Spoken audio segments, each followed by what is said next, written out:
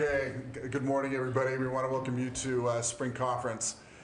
We apologize for starting a couple of minutes late, trying to iron out some last-minute technical difficulties. Of course, we can't do this perfectly. If we did do it perfectly, you would think you were someplace else, not at a UPC conference.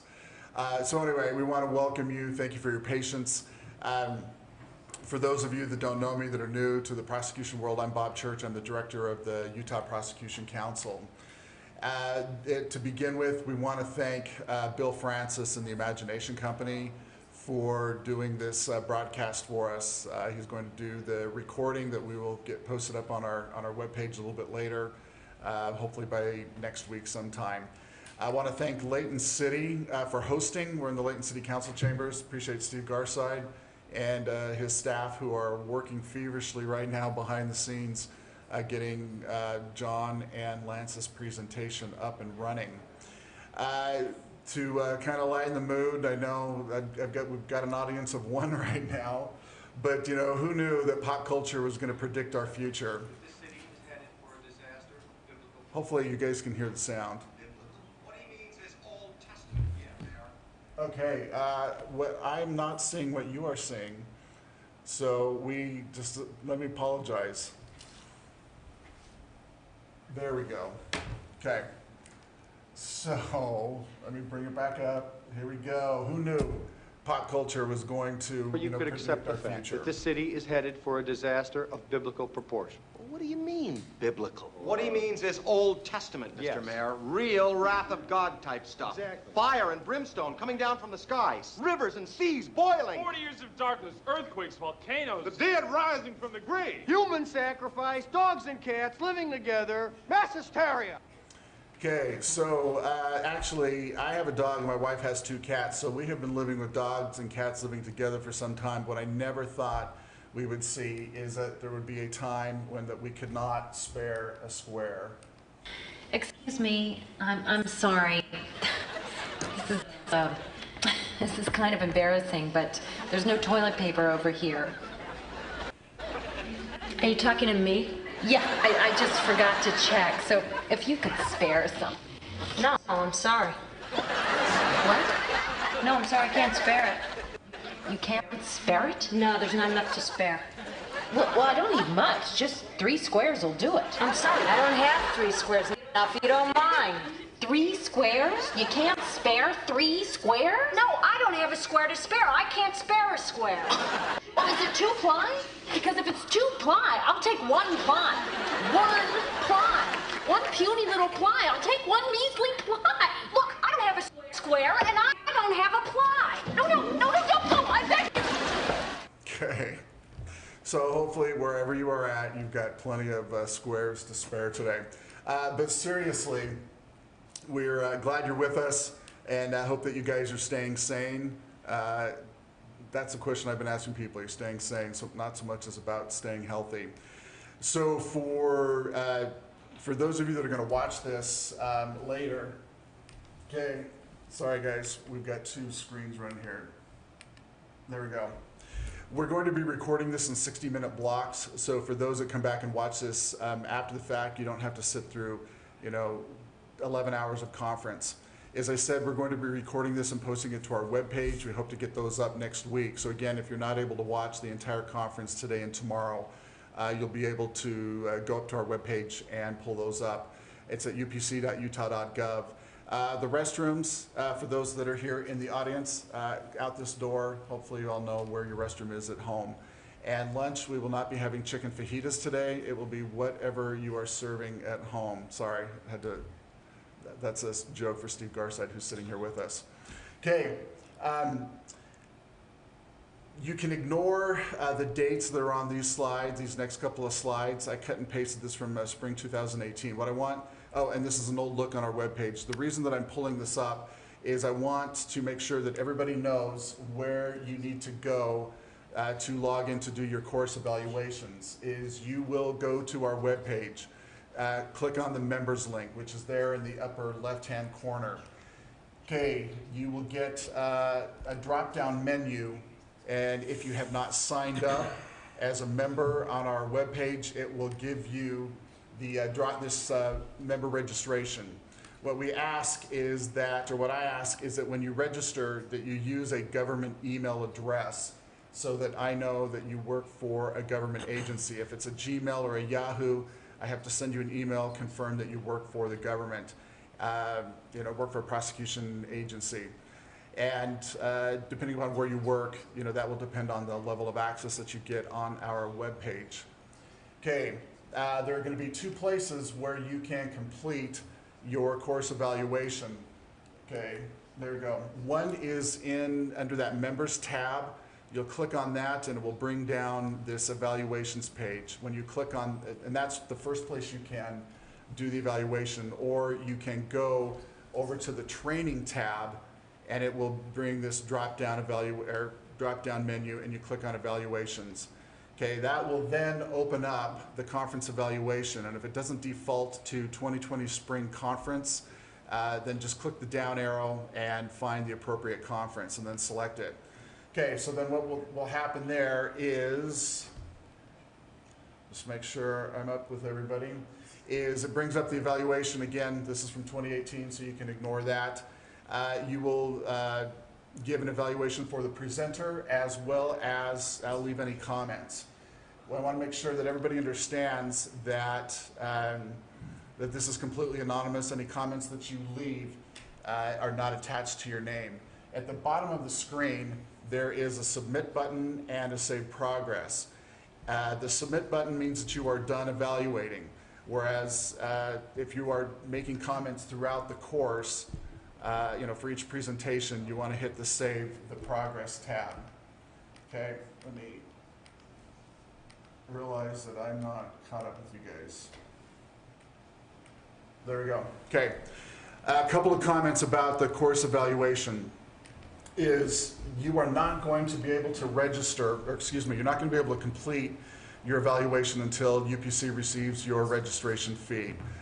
So just be aware that if you are joining us and have not paid, you can watch the video, you can watch the conference, but you're not going to be able to get a course certificate for the CLE.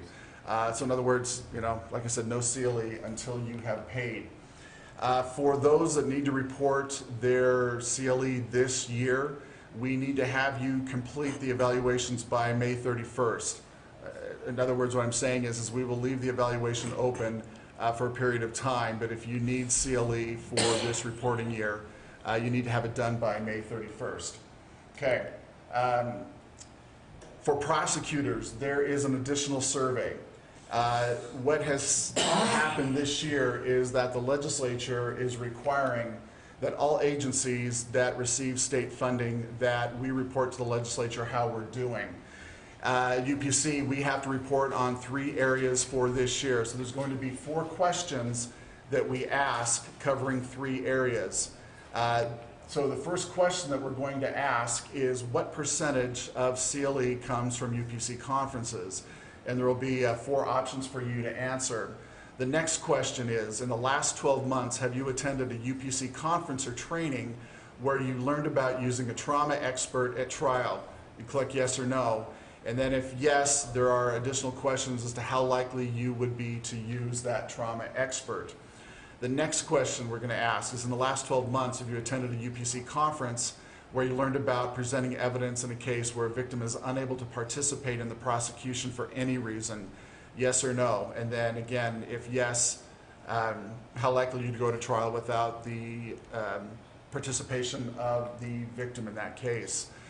Then the last question is, in the last 12 months, have you prepared a case where you intend to go forward without the participation of the victim? And it's either yes or no. If yes, how many cases? And of those, how many actually went to trial? We're required to report this information by the end of October of this coming year.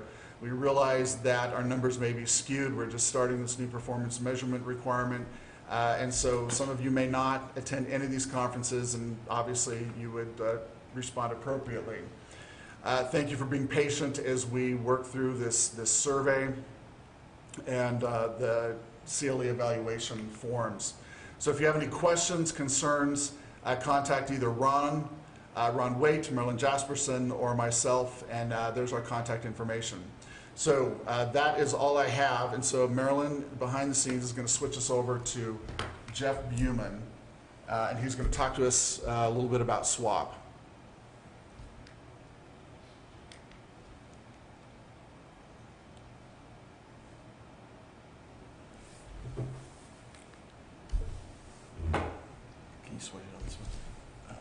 Good morning, Jeff Buman. I'm the Executive Director of the Statewide Association of Prosecutors and Public Attorneys.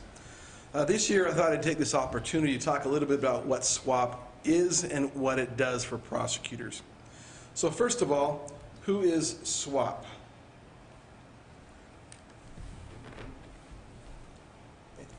Want me to do it? I found it's easier. There we go. Yeah, there you go. Okay, so SWAP is a 501c4 nonprofit. We have 17 board members, a mixture of city and county attorneys and the Attorney General's office.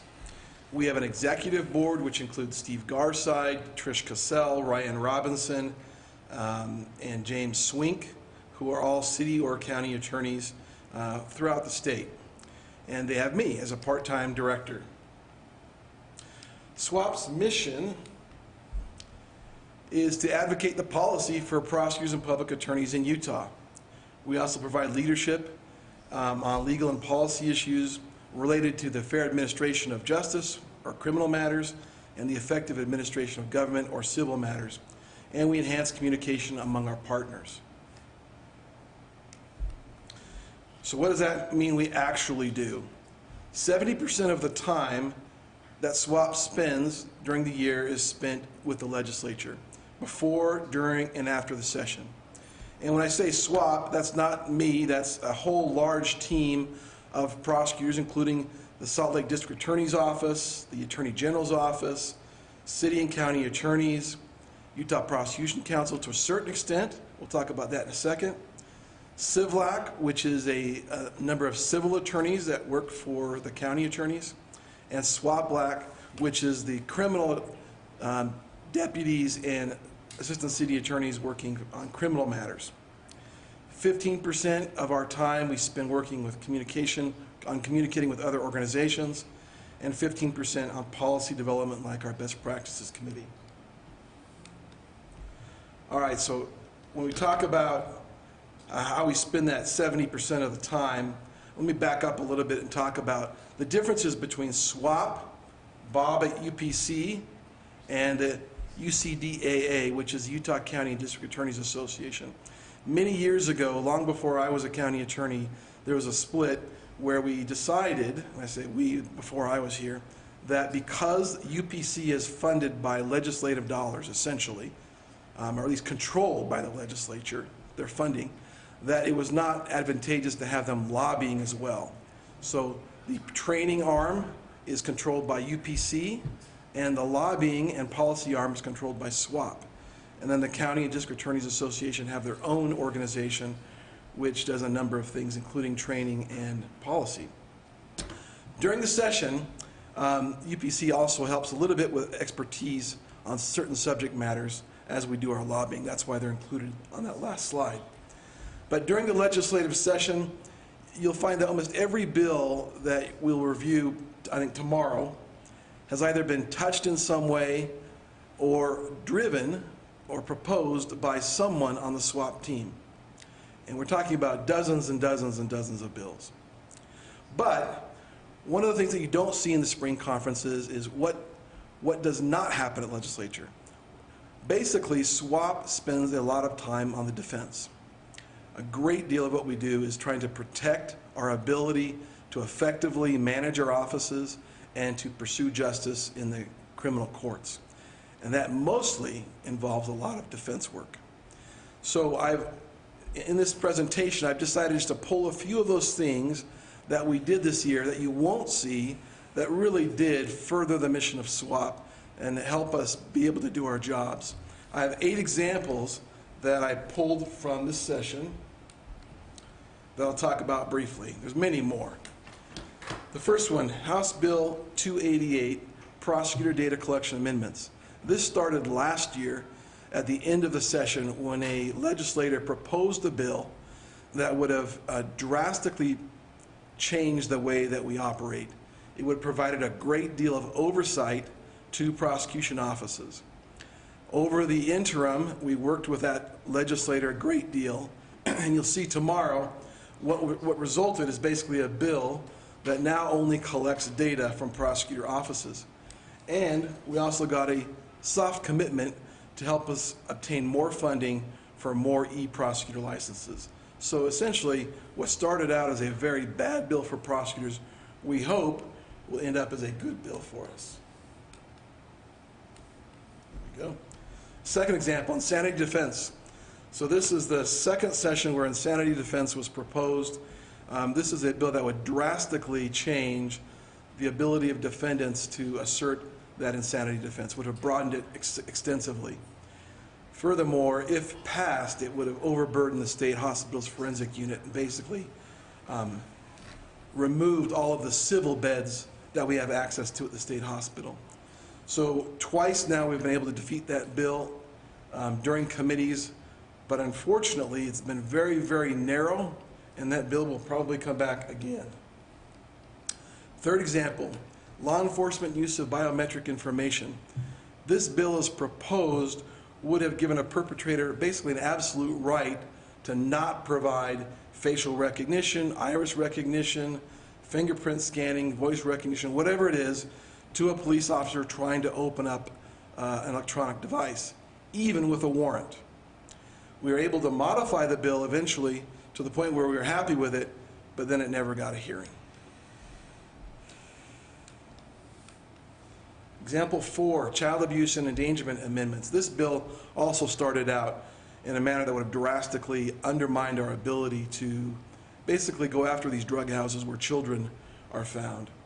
It would have required us to prove that a child was actually damaged or injured by operation or by the proximity to the drugs, and that would have required us pulling the child out of the house, getting it tested or examined by a medical professional, and we thought that was way too intrusive.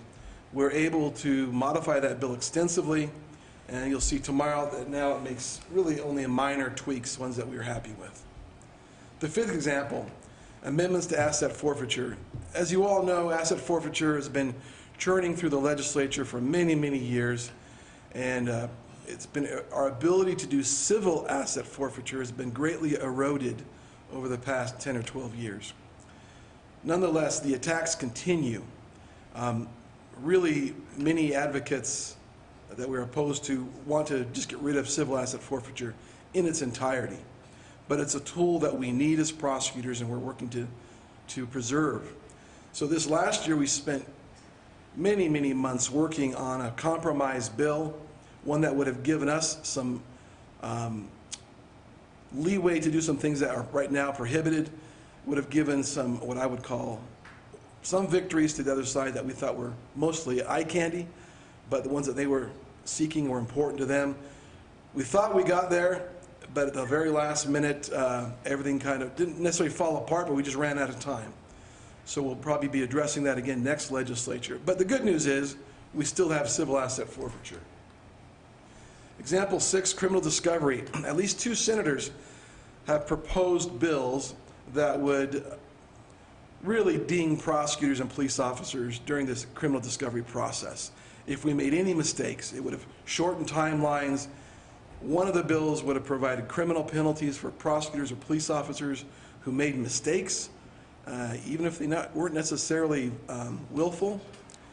And we've been able to, so far, keep those proposals and those bills out of the legislature, and they have not been pushed forward yet, but unfortunately the battle's not over. But we are working to create some best practices with the police departments and internally with prosecutors' offices so we can address some of the concerns at least. Example 7, genetic information amendments.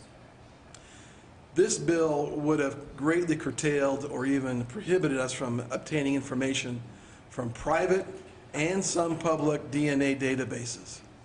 This would have exempted us from getting any access to things like what's called Ancestry.com and those other, there's another one, I can't recall the name. It would have prohibited us from getting access to those, and it would have prohibited our ability to get abandoned DNA evidence, or at least greatly limited that. Again, we're able to defeat that bill before it got a committee hearing. Probably coming back again, though. And the last example I wanted to give of our defense efforts this last session is facial recognition provisions. This bill would have made Department of Public Safety the only entity authorized to do facial recognition. And we think that was way too narrow. There are many sheriff's offices, for example, who use facial recognition in their jails. And so we were able to defeat that bill before a committee hearing. Again, that one will probably come back as well. And we've already started working with the police agencies on creating some best practices. Now, the few minutes that I had, I just highlighted some defensive efforts, but there are things that we want to work on that will proactively or affirmatively help us do a better job as we prosecute our cases. So if you have an idea, you see a current law that needs to be tweaked, you see a policy that needs to be implemented, I would encourage you to reach out, starting with your whoever your boss may be, a county attorney, a city attorney, attorney general, and make sure that they're on board with your idea, because if they're not, a lot of times that will kill it before it gets moving. And then either draft what you think the law should be or should say, or the modifications should be, or at least describe in writing what you think the change needs to be. And then contact your representative on the SWAP board, or you can contact myself. My contact information is there on the screen, and we'll be happy to work on it. Our job is to make criminal prosecution better. Our job is to make things better for victims, defendants, prosecutors, and the public. If you have ideas that you think will support that goal, feel free to contact us. Thank you. Thanks, Jeff. So what we're going to do, before I tell you what we're going to do, let me just make sure that everybody got a copy of the agenda. If not, you can go to our webpage, the spring training page, and you can download it. We're going to be pretty good about following the agenda. As it will show you, we're going to take 15-minute breaks every hour, just like we would a normal conference, so you can get up, go to the bathroom, cup of coffee, orange juice, whatever. So it's 8:57. We've got about 3 minutes. What we need to do is to swap out the presentations and get Jeff and, John and Lance spun up. And then we'll get started at 9. We'll go to 10, break at 10 o'clock and thereon after. So thank you for bearing with us. Thank you for being patient. And we will get started in just a couple minutes.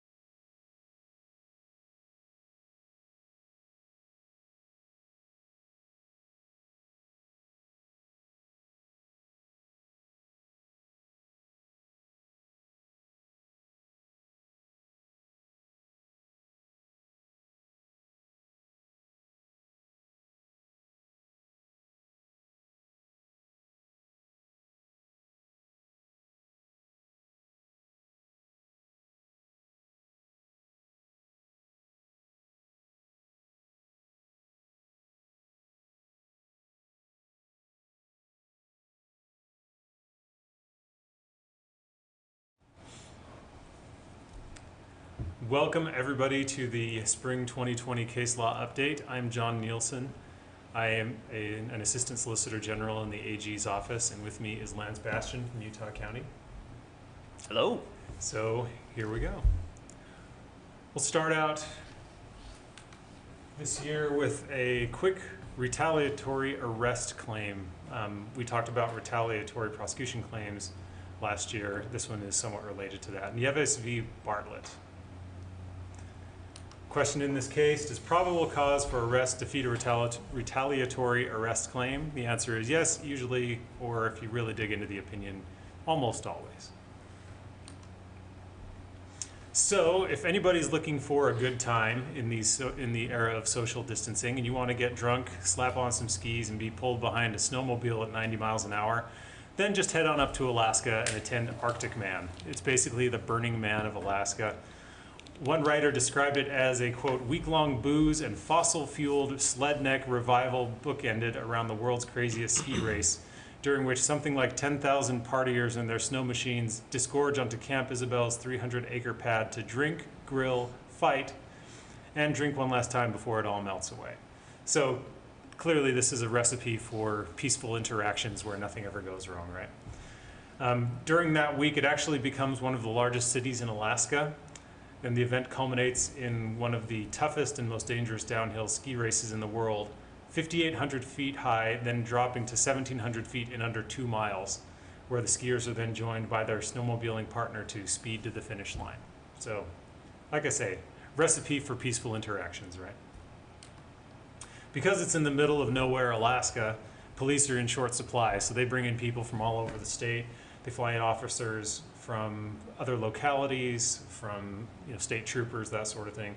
But even during the busiest periods, there are not more than 6 to 8 officers on patrol for all of these hundreds or even thousands of people. So we come to Sergeant Luis Lou Nieves of the Alaska Highway Patrol. So Sergeant Nieves was on duty that last night of Arctic Man in 2014 when he had an encounter with Russell Bartlett that ended in Bartlett's arrest. And we actually have some video footage of that.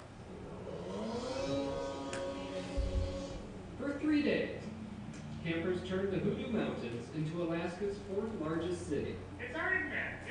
It's the great Alaskan springtime passage. They come from all over. Lots of alcohol, definitely, firewood. To see this. When the daytime races are over, the nighttime celebrations begin. Alaska State Trooper Sergeant Lou Nieves. They gotta sit down. Is in for a long night. You gotta have a lot of patience for a job.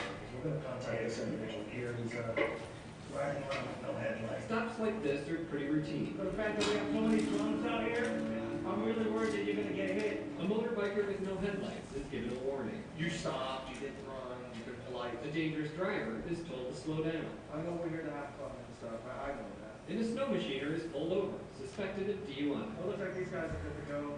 Turns out that they're not like they're even got high five. As the night goes on, troopers turn their attention to the beer tent. Well, look for the guy walking around helping people. They're also on alert for anyone underage. This 19-year-old's night ended here at the jail tent. We can't drink up here. The reason we can't drink up here is because bad things happen. The party inside stayed peaceful, but outside. Right that guy right there. Stop! Stop! Stop! Who are you pointing at? Punch me? Who punched you? The fight ends without any arrest. Later, more calls for underage drinking. Shannon Layton, he ran from me. I got to him. He's pointing to him for 18. Hey guys, you got juveniles coming here and snatching your beer. You gotta keep the beer in here. Hey, back up, back up, back up, back up, back up. On the ground, on the ground, on the ground, on the ground, on the ground, now! On the ground, on the ground, now! You're gonna get tased! You're gonna get tased! On the ground! Now you're going to jail! For what? Harassing my troops! I was not harassing. Yeah, you were. As the night comes to an end, You're done. You're going to jail. it's clear that Arctic Man 2014 was one weekend that won't be forgotten. Either by the folks out here, or the troopers working to protect them. Let's try not to pick up any more cases. Yeah, get the hell out of here. John Payton, KTVA 11 News. So it's like a small town Alaskan, I guess that's kind of repeating myself, episode of Cops, right? So just to fill in the rest of the story, we actually saw a little bit of what happened in this case. At about the 1:50 mark, we saw Nieves was talking to some partiers about moving their beer keg inside their RV because minors were making off with their alcohol. And Bartlett began yelling at the RV owners not to talk to police. So Nieves tried to talk Bartlett and talk to him, explain the situation, what was going on, but Bartlett was really drunk and he yelled at Nieves to leave. So Nieves left rather than escalate the situation, but several minutes later, Bartlett inserted himself in between another trooper and a minor suspected of drinking, so he was being a problem. And he was telling the trooper not to talk to the minor. The trooper then claimed that Bartlett stepped up very close to him and he pushed him back, and that's where the video picks up, where he was pushing him off and they started yelling and started the arrest process. So Bartlett claims that he was slow to respond to the command because of a back injury, not because he was drunk, right? And he claimed that Nieves said, "Bet you wish you would have talked to me now." So Bartlett was taken to a holding tent and charged with disorderly conduct. He was later released and the state ultimately dismissed the charges. And that's when, of course, Mr. Bartlett sues. Under 42 U.S.C. 1983, those who do these kinds of lawsuits call them 1983 actions, right? It's the portion of the U.S. code that you sue a state actor under when you feel that they have violated your constitutional rights. Protects the constitutional rights there. So Bartlett didn't sue for false arrest or imprisonment under the Fourth Amendment. He actually sued for retaliatory arrest under the free speech clause of the First Amendment. So he was basically saying, look, I was just exercising my right to tell other people that they didn't have to talk to you, and that's why you arrested me. He wasn't saying that they didn't have probable cause under the Fourth Amendment. He was saying that he was arrested for exercising his First Amendment rights. So the district court granted summary judgment and said, well, they had probable cause to arrest you anyway because you were drunk and disorderly, so you can't make a retaliatory arrest claim. And the Ninth Circuit, that great bastion of wisdom and common sense, disagreed, and they relied on their own prior precedent to hold that probable cause is not an absolute bar to a retaliatory arrest claim under the First Amendment. The Supreme Court granted cert, and the question for the court was, so does probable cause for an arrest defeat one of these claims? So let's look at a few of the past cases here. We talked about a few of these last year. Doyle was this civil lawsuit that a teacher had been working for this the school district, and they didn't renew his contract. He didn't have tenure, but they tended to renew his contract every year for some time.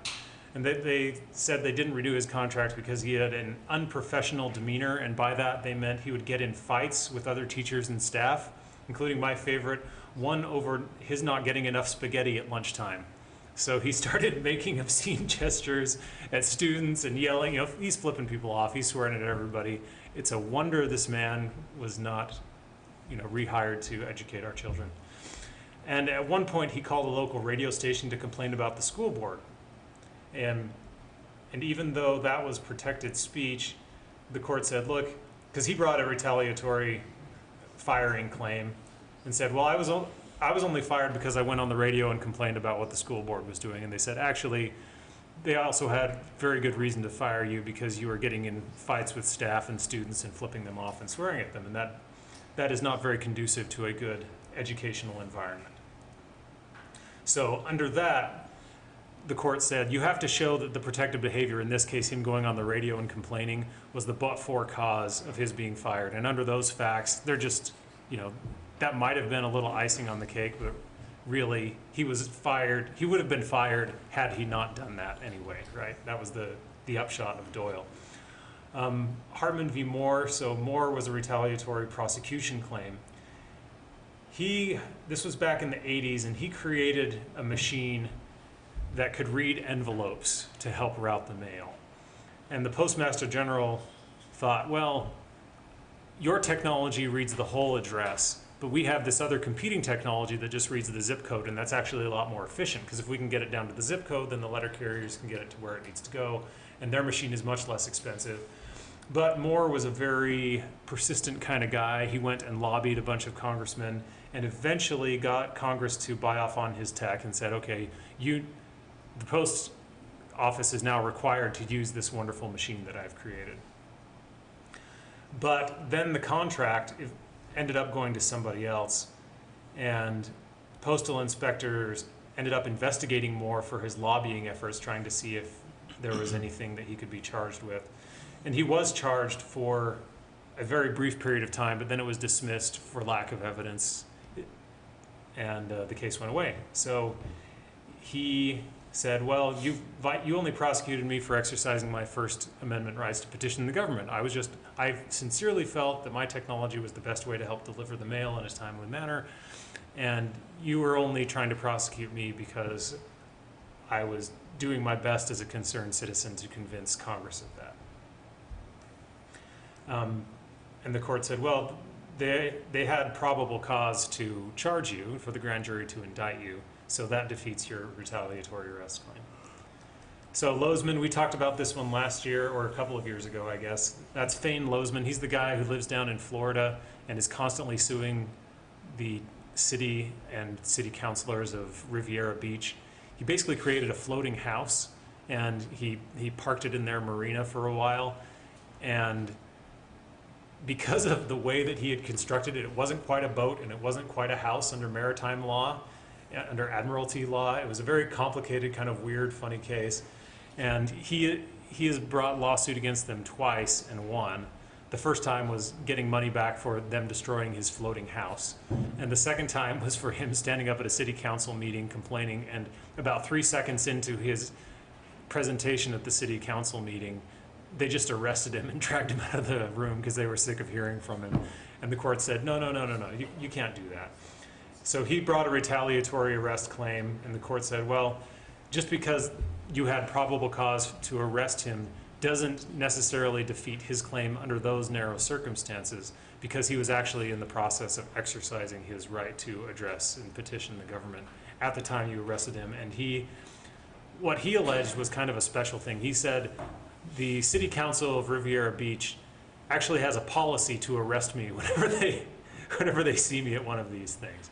So with that specific allegation, the court said, well, the mere existence of probable cause, if you're telling your officers to be on the lookout for a particular person, and when they exercise their constitutional rights to arrest them, the court saw that as a problem. So that's all the background we have here on these other claims that are related to but not quite cover this situation. And I keep looking behind me, but I can look ahead of me here. So the court, via Chief Justice Roberts, he writes the majority, and he says, Lozman was unique because he alleged a very specific policy of the city council being prejudiced against him, essentially, and being out to get him. But in all other retaliatory arrest situations, the existence of probable cause is going to defeat it. This is from the opinion. For both claims, Chief Justice Roberts said, it is particularly difficult to determine whether the adverse government action was caused by the officer's malice or the plaintiff's potentially criminal conduct. In a lot of ways, for those who have been around for a little while, in Utah we used to have what was called the pretext stop doctrine under the Fourth Amendment. So the courts wouldn't just look at, well, was there probable cause to pull, or was there reasonable suspicion to pull this person over, or was there probable cause to arrest them, or was the officer acting out of some sort of improper motive? And that introduced an element of subjectivity into Fourth Amendment claims, which did not fly. We eventually got that taken care of, but that's kind of what was going on here. If you have if your name is Thane Lozman and the defendant is Riviera Beach, then you've probably got a pretty good way to defeat this, even if there's probable cause to arrest you. Outside of that, you're just not going to get it. And here, as the chief said, there's a very tenuous causal connection. He was clearly being drunk and disorderly, and sometimes protected speech might be a reason to arrest somebody, but there's a time, place, and manner restriction. Just because you can get on your bullhorn and advocate for a particular political position doesn't mean that you can do it at 2 in the morning in a quiet neighborhood, right? And also the court talked about the need to defer to officers on the ground, making sure that they have some wiggle room to make these decisions that can look very different in hindsight than what they look like at the scene, right? Okay, so we'll talk about the common law just a little bit. Section 1983 is generally viewed as enshrining common law torts as remedies for constitutional violations. So when you bring a suit under 1983, you have to show way back when this was something essentially that you could sue law enforcement for. So in common law, false imprisonment was the kind of claim that you would bring under these circumstances, and the presence of probable cause was a complete defense to that. And malicious prosecution under the common law required proof that the charge was unfounded or made without reasonable probable cause. So same kind of rule, right, no matter what you look at. But of course, there is going to be an exception. And that's supposed to be a GIF, and it's funny, but it's not working right now, so we'll just move on. This is the chief again. Although probable cause generally defeats one of these kinds of claims, a narrow qualification is warranted for circumstances where officers have probable cause but typically exercise their discretion not to do so. And if you look at the history of 1983, this actually makes sense, because back when it was enacted, officers generally could arrest for misdemeanors only in limited circumstances. But now all 50 states allow arrests for most misdemeanors. So let's say that there's a big protest in downtown Salt Lake City, and a number of the protesters jaywalk. They cross the streets not at the lights or whatever, even though there's no traffic. If you go and arrest those jaywalkers for protesting, they might be able to claim, hey, even though you had probable cause to arrest me, you almost never arrest people for jaywalking. So the fact that you did here shows that this is something that violated my constitutional rights. You were animated by a desire to motivate my constitutional rights. So there you go. Okay. So, in the interest of recency and primacy, I wanted to make sure that I started off with a bang. And so I was looking through the cases that I was going to be presenting, and I was trying to decide on something that was going to be a real attention grabber, like ineffective assistance of counsel or due process, and I decided, what better thing than restitution? So, in State B, and I'm not sure how to pronounce this person's name, Sabah, the question here is, what is the appropriate restitution when the wholesale price is actually higher than the retail price for which a particular item was listed for sale? And the answer is that we always lose on restitution, no matter what. So, in this case, the facts are as follows, and I'm just going to read them because these are the exact facts that were in the case, and I liked them. In June 2017, the bookstore at Weber State University was running a screaming deal on sets of wireless headphones. Although the store had paid a wholesale price of $299 for the headphones, it marked them for sale for just $175. But this deal, as good as it was not good enough for Bashar Sabah, who elected to walk into the store and steal 4 sets of the headphones. After being caught and prosecuted for retail theft, Sabah pled guilty, and the district court imposed a sentence that included a requirement that Sabah pay restitution to the store.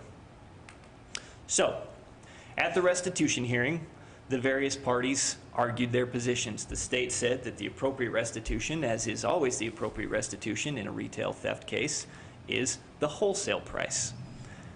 Sabah said that it should be the retail price because that more accurately represents the fair market value in a situation like this. And the district court, ultimately agreed with the state and imposed restitution based on the wholesale price, so the higher price. Now, on appeal, and the appeal was heard by Judge Ryan Harris. Wait a second, that's not Judge Ryan Harris. That's actually the late, great Jay Leslie, who was my supervisor over at the 4th District Court when I was a law clerk bailiff there. Unfortunately, Jay passed away in 2013 in a plane crash, but he was a good guy. But that's not him. There it is. Okay, there's Judge Harris. So, on appeal, the arguments are, or the court explained that a court will not disturb the district court's ruling on restitution unless it exceeds what is prescribed by law or somehow abuses discretion. Generally speaking, Pecuniary damages are going to be measured by the fair market value, which is essentially what somebody would be willing to pay if you offered it for sale. So, he talks about the fact that the restitution, when you measure restitution, that it's flexible and that you're trying to fashion an equitable award considering all relevant factors and hopefully avoiding creating a windfall for the victim in the situation. This, though, is a unique situation because, as I said before, generally speaking, anybody who's ever done restitution on a retail theft case knows that wholesale is pretty much going to be what the restitution is. But here, where the wholesale is significantly higher than the retail, the court was like, I'm not so sure that we're not creating a problem by going with the wholesale in this situation. So, on appeal, Sabah argues that the retail price should be a ceiling and not a floor, which is a convenient argument for him to make since it benefits him and always hoses us. The state argued the concept of loss leader, and essentially what that is suggesting that a retailer will often put a particular item on sale at a very good price in order to coerce people to come into the store. They'll buy that item for the discounted price, but then hopefully they'll stay and buy a bunch of other stuff at a regular price. And this idea of drawing in shoppers this way then creates additional revenues, and essentially the state was arguing that based on this concept of loss leader, the store lost additional sales and should be compensated, and that's why the wholesale price in this case is reasonable and is what it should be. And the court said that while this may very well be a sound advertising strategy, the problem is trying to quantify it. Is it? Not sure why that's getting cut off on the bottom. The problem is trying to quantify it, and he said that the state has not presented any evidence to support some measurement of what these lost sales would be, and therefore the court is unwilling to go based on that. So, because compensatory damages are supposed to put the victim in the same position they were in prior to the crime having been committed, and in this case, where the retailer would have accepted the retail price, obviously, that it was offering it for sale for, then the wholesale cost as restitution would result in a windfall. So the holding here is that ultimately the district court miscalculated what the restitution is, and it was remanded back down to the district court for further calculation based on the retail price rather than the wholesale price. You know what my favorite loss leader is? Who? Costco chicken. The price of a Costco chicken has been the same since like 1992. I read an article on this. Oh, man. And they say that customers are very sensitive to that price point. So they're never going to, it's not going to budge from like $5 or $4.95, whatever it is. And as we all know, it's impossible to go into Costco and not spend at least $100. So, or to buy a chicken. It totally works, right? Yeah, it does. I was laughing too when you started your presentation on restitution cases. When I got my first restitution case years ago on appeal, my boss said, "Here's a restitution case, John. Do your best, but we always lose them." Sure enough, I lost it. So don't feel bad if it gets overturned on appeal. As Lance was saying, that's kind of the norm for a lot of our restitution cases, unfortunately. All right, on to Bucklew v. Presythe. Quick Eighth Amendment case on the death penalty and pain. So the question here, does the Eighth Amendment guarantee a painless execution? The answer is no. Imagine if it did. Well, then that would entirely prohibit executions because there's always going to be some sort of discomfort associated with someone taking your life, whether that's, you can imagine for whatever reason. So this case was essentially a challenge to the death penalty under the Eighth Amendment, and the court rejected it. So this is Russell Bucklew. On the left is when he committed his crime back in 1996. Looks like he just left a Radiohead concert or something. And today, there on the right, or at least a short time ago. When his girlfriend Stephanie said that she didn't want to see him anymore, he did the only logical thing that he could. He cut and punched her in the face and threatened to kill her. She took her kids and went to stay with a friend nearby. He actually ended up breaking into that house, shooting the friend in the chest, shooting at the friend's son, pistol whipping Stephanie, handcuffing her, kidnapping her, raping her, and killing her. So he's a gem, right? He was arrested, but he then escaped from jail and attacked Stephanie's mother with a hammer before he was recaptured. So a very, very dangerous person. quite a guy. He was convicted of murder and sentenced to death in Missouri. He went through all the usual process: direct appeal, state post-conviction and appeal, federal habeas and appeal. He lost every single one of them. So like a lot of other death row inmates around the country at the time, he was set to die by lethal injection. And like many of them, he started to raise a challenge to what was then the 3-drug protocol. There were 3 different drugs that the state injected you with in succession to bring about your death. This resulted in a lot of wrangling with drug companies, shortages of drugs around the country, because a lot of people opposed to the death penalty would go to the drug companies and lobby them to stop producing the drugs. And that was fairly effective, so there began to be a shortage of the drugs to bring this about. And anyway, inmates on death row kept bringing all these challenges to, well, this 3-drug protocol is too painful, it might cause me discomfort, all that sort of thing.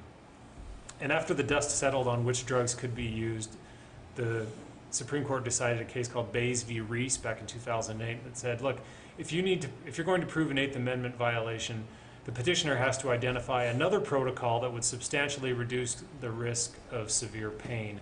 In Utah, that meant we just reinstituted the firing squad, which incidentally, even Justice Sotomayor, who is no friend of the death penalty, agrees is essentially painless and poses little risk of mistakes. But anyway, this is kind of the background of what's going on, all this wrangling over these drug protocols. So Bucklew brings his claim, and he said, even though most people would not suffer under this new drug protocol that Missouri has, I would, because I have this unique condition called cavernous hemangioma. So basically, he gets blood clumps all over his head, neck, and throat. You can see one there on his upper lip. He gets these odd blood clots around his body. Essentially, he claimed that if they used a sedative on him, it wouldn't circulate properly through his blood system because these blood clots might impede the progress of this sedative. And if the sedative isn't working, then the clumps are going to rupture and inflict a lot of pain, and he's going to feel the pain from the other drugs that bring about his death, and it might actually cause him to suffocate. So to comply with Rees, he said, okay, I have to propose a less painful alternative. How about using nitrogen gas on me? Nobody had ever done that before, so he was thinking, why not for the first time? The district court and the circuit court ruled that he had not shown that nitrogen gas lowered the risks that the injection protocol already posed. So they rejected his claim. Here's the 8th Amendment with the money language highlighted. No cruel and unusual punishments, right? So is the risk of pain either cruel or unusual? That requires us to look back to history. And enter Justice Gorsuch. So the court, on a vote of 5-4 with Gorsuch writing, didn't think so. It was a very strongly originalist opinion. If you have any questions of what originalism looks like in the wild, then go read this opinion. It's a very good example of it. I have the money language highlighted. He basically says, look, the Constitution permits the death penalty so long as due process is complied with.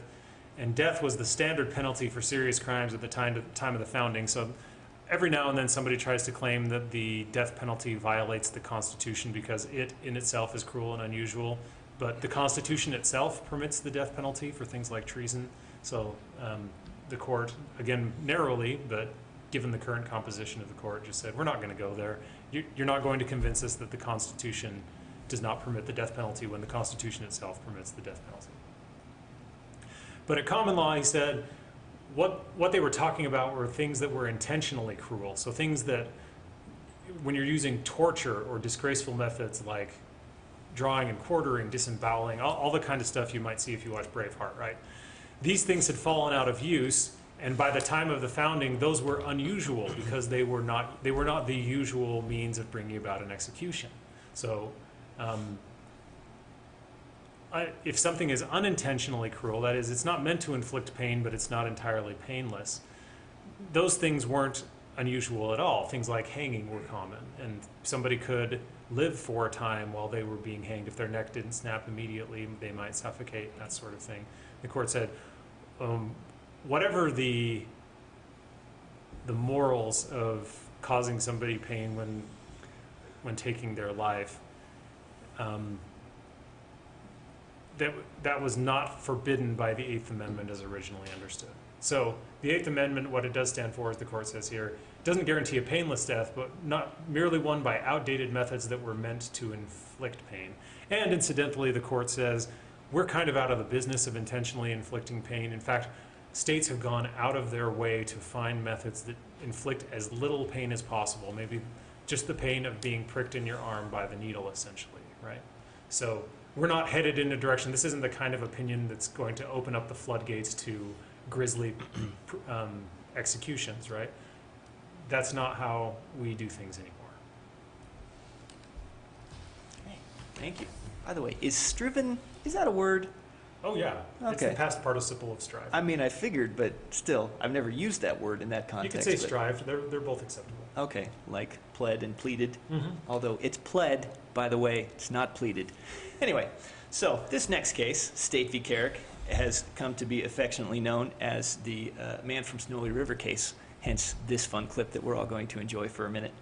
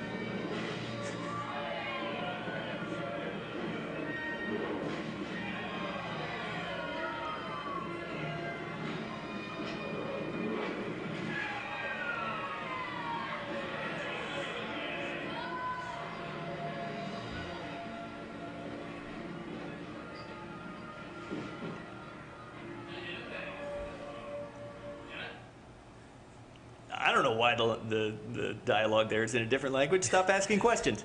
So, a couple of comments about that scene. It's filmed in Italy, right? That's right. First of all, if your stirrup comes off your saddle that easily, I feel like your saddle's broken. Secondly, those of you Man from Snowy River purists out there, I understand that this was actually Return from Snowy River, which was a garbage movie, except for this scene right here. And I couldn't think of a particular scene in the original, the Man from Snowy River, that I thought was kind of quite as cool as this scene. I mean, running down the mountain, like, that's pretty cool, but this one was awesome. So, I apologize. Return to Snowy River, not the Man from Snowy River, but you get the point. Okay, so this case, here are the questions. Number one, can a burglary survive a directed verdict challenge when there is no evidence that anything was taken? The answer to that question is a definite yes. And number two, is a statement from a third-party witness to another witness about the motive of the defendant in going into the house in the burglary admissible under rules of hearsay, under rules of confrontation. And here it is, but because it's not hearsay, because in this particular situation, she was asked about the statement before it was admitted, and she denied having made it, which made it a prior inconsistent statement, which makes it non-hearsay. So, sorry, running two screens at the same time. So, Mr. Carrick was having an affair with wife. Husband found out about the affair, and shortly thereafter, wife passed away. Now, the court makes no comment on this glaring question that I'm sure is in your mind and that was in my mind, but as far as I can tell from the opinion of the court, there was no connection between the husband finding out about the affair and the wife's passing shortly thereafter. So wife passed away, everybody's sad. At the funeral, Mr. Carrick showed up. And he was wearing a cowboy hat. And I don't know exactly what the hat looked like, but what some of the witnesses described it as was a hat that had some sort of unique feather situation going on. Could have been any of these, could have been something different, but one of the witnesses described it as a Man from Snowy River hat. And the defendant, during his testimony, said, yeah, that's probably pretty accurate, plus a feather.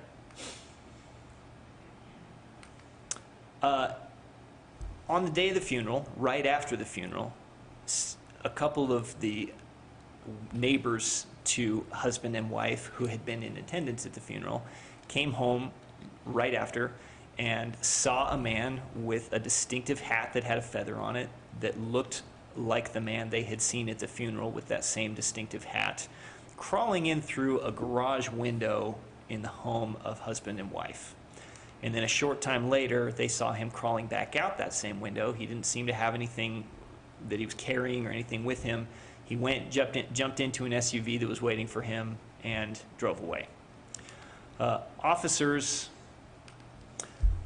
contacted those witnesses, talked to them, brought up Mr. Carrick's social media posts or social media profiles, showed them to them. They positively identified him as the person they had seen. They also pulled up his driver's license record and used that photo, and the witnesses positively identified him from that as well. A little bit more suggestive than probably we would like to see, but that's what happened, and the court didn't take any issue with that. And then one of the witnesses, a witness who turned out to be an alibi witness for Mr. Carrick, who was also a friend of husband and wife, actually, when police interviewed her, she pulled out her phone, called Mr. Carrick, and then handed the phone to the officer. And the officer said, "Hey, I need to talk to you. Can you please come and meet with me?" And he said, "No, I'm busy. I'm on my way to Salt Lake," hung up, and they were never able to get in touch with him again during the investigation. When husband got home, the only thing that he noted was that his golf clubs appeared to have been moved. But other than that, he couldn't see that anything was missing or that anything had actually been taken from the home. So, Mr. Carrick was charged with burglary. In the jury instructions, all the appropriate mental states were there, but the only one that was actually defined in the jury instructions was knowingly. So intentionally and with intent were not defined in the instructions. After the state presented its case, Mr. Carrick moved for a directed verdict, and the court denied that. During the defense's case in chief, Mr. Carrick presented 4 alibi witnesses, all of whom basically said that the various hours right after the funeral, which was during the kind of late morning, so everything from the early afternoon into late in the evening, those 4 witnesses were pretty much able to account for Mr. Carrick's whereabouts, and all said that he couldn't possibly have gone to the house and been the one who went there and committed the burglary. One of the witnesses, the one that I was talking about that pulled out her phone and called Mr. Carrick, and I hope you guys are seeing the bottom of this. It's not showing on our screen here, I'm not sure. But anyway, she said she denied having told husband that a few days after the burglary, when he asked her why Mr. Carrick had gone into his house, that she said he just went in to get some kind of memento or something to remember wife by.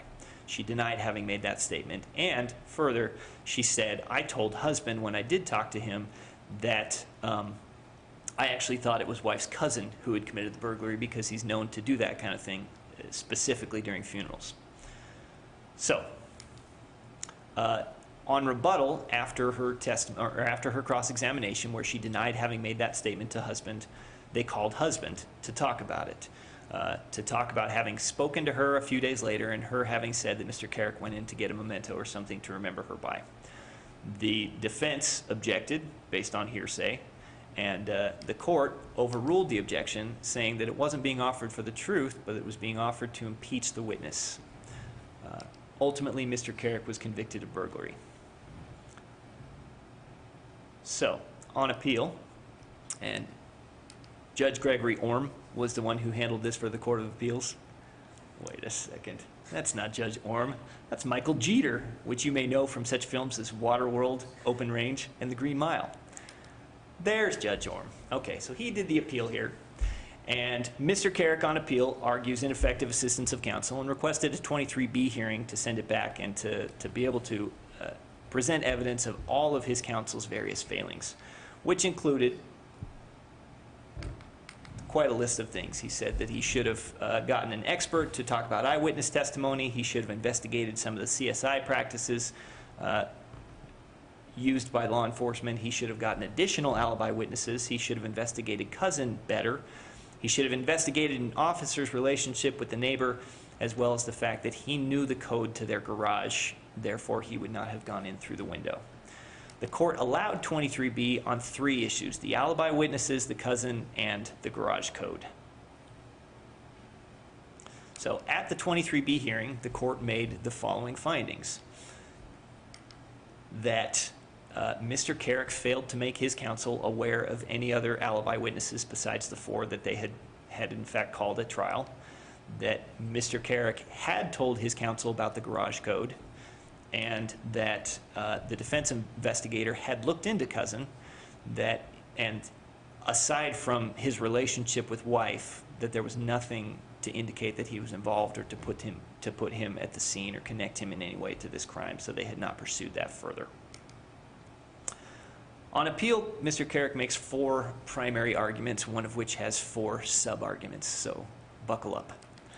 Number 1, that his directed verdict motion was denied erroneously, that hearsay was improperly admitted, that the jury instructions were improper where the other mental states were not defined, and ineffective assistance of counsel with 4 subsections, those being his failure to object to the jury instructions, his failure to present evidence of the garage code, his failure to investigate and present additional alibi witnesses, and his failure to more thoroughly investigate Cousin.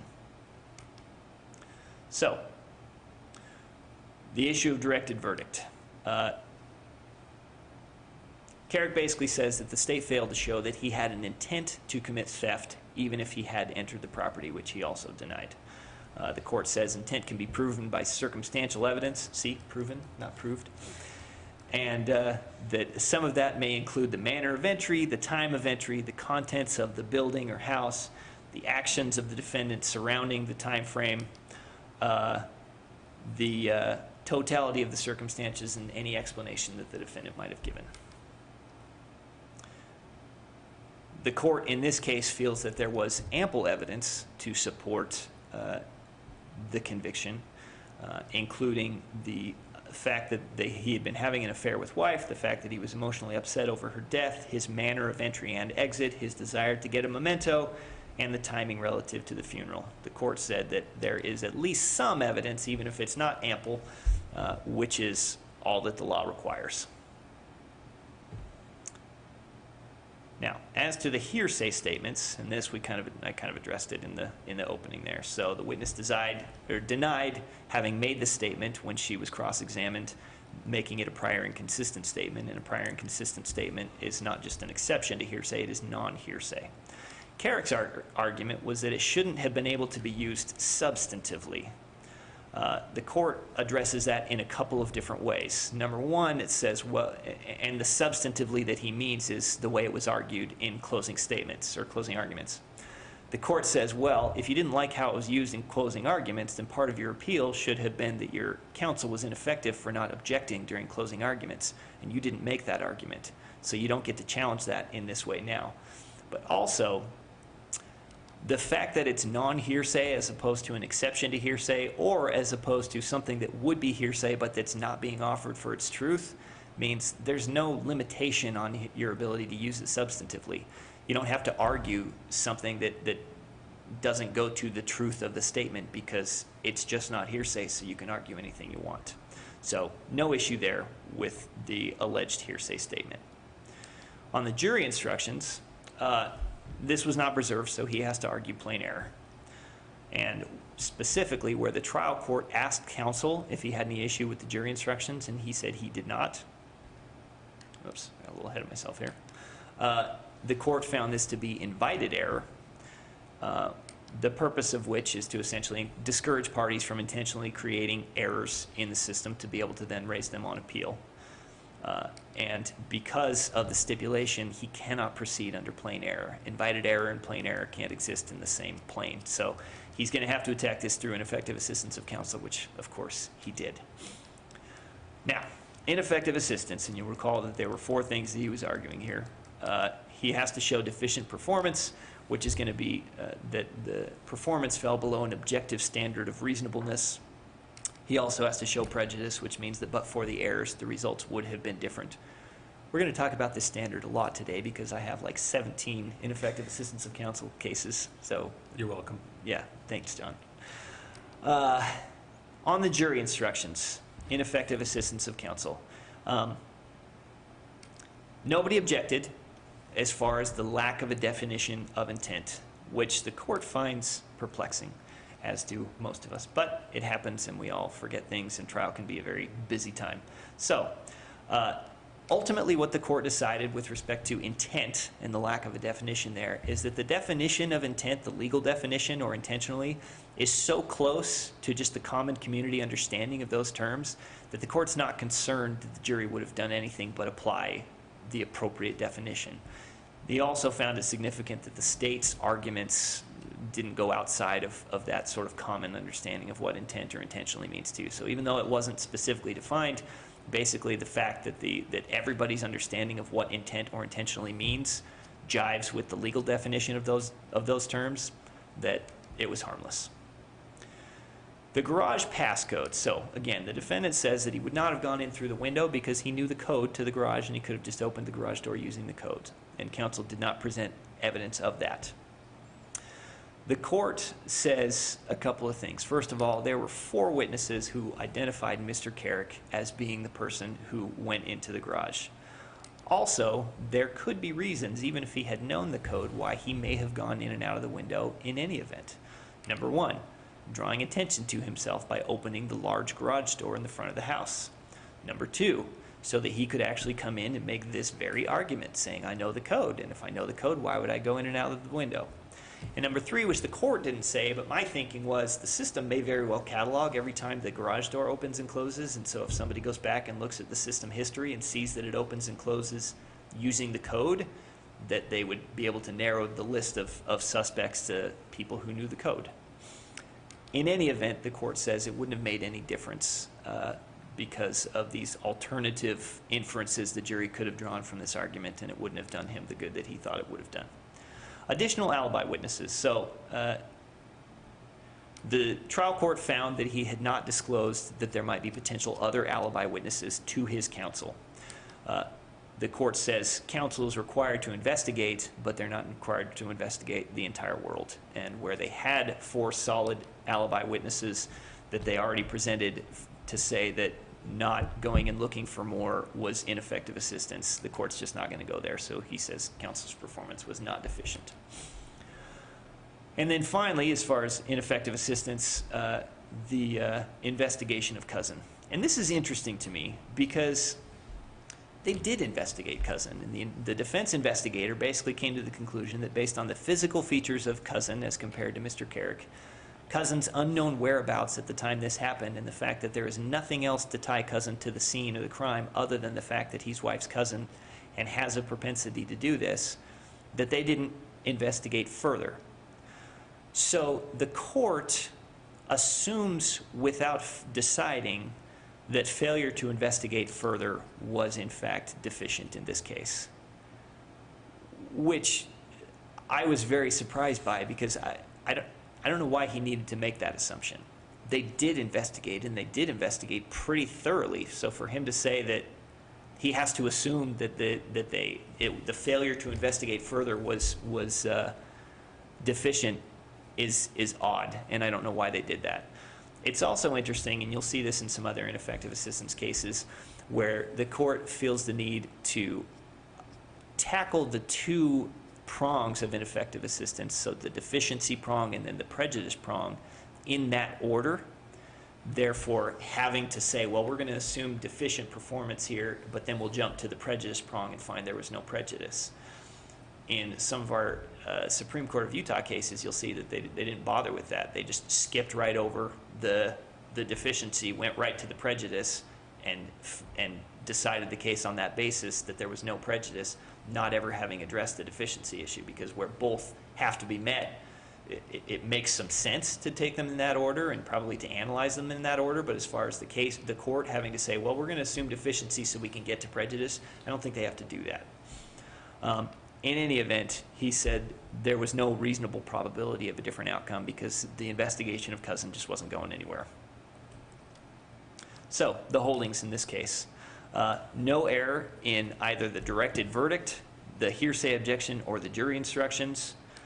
No ineffective assistance of counsel as to the jury instructions, the passcode, Cousin, or the additional witnesses. And ultimately, Judge Orm affirmed the district court on this. You know, I've always thought Judge Orm looked more like Teddy Roosevelt. Oh man, that would have been good too. Yeah. Just a couple of things on Carrick.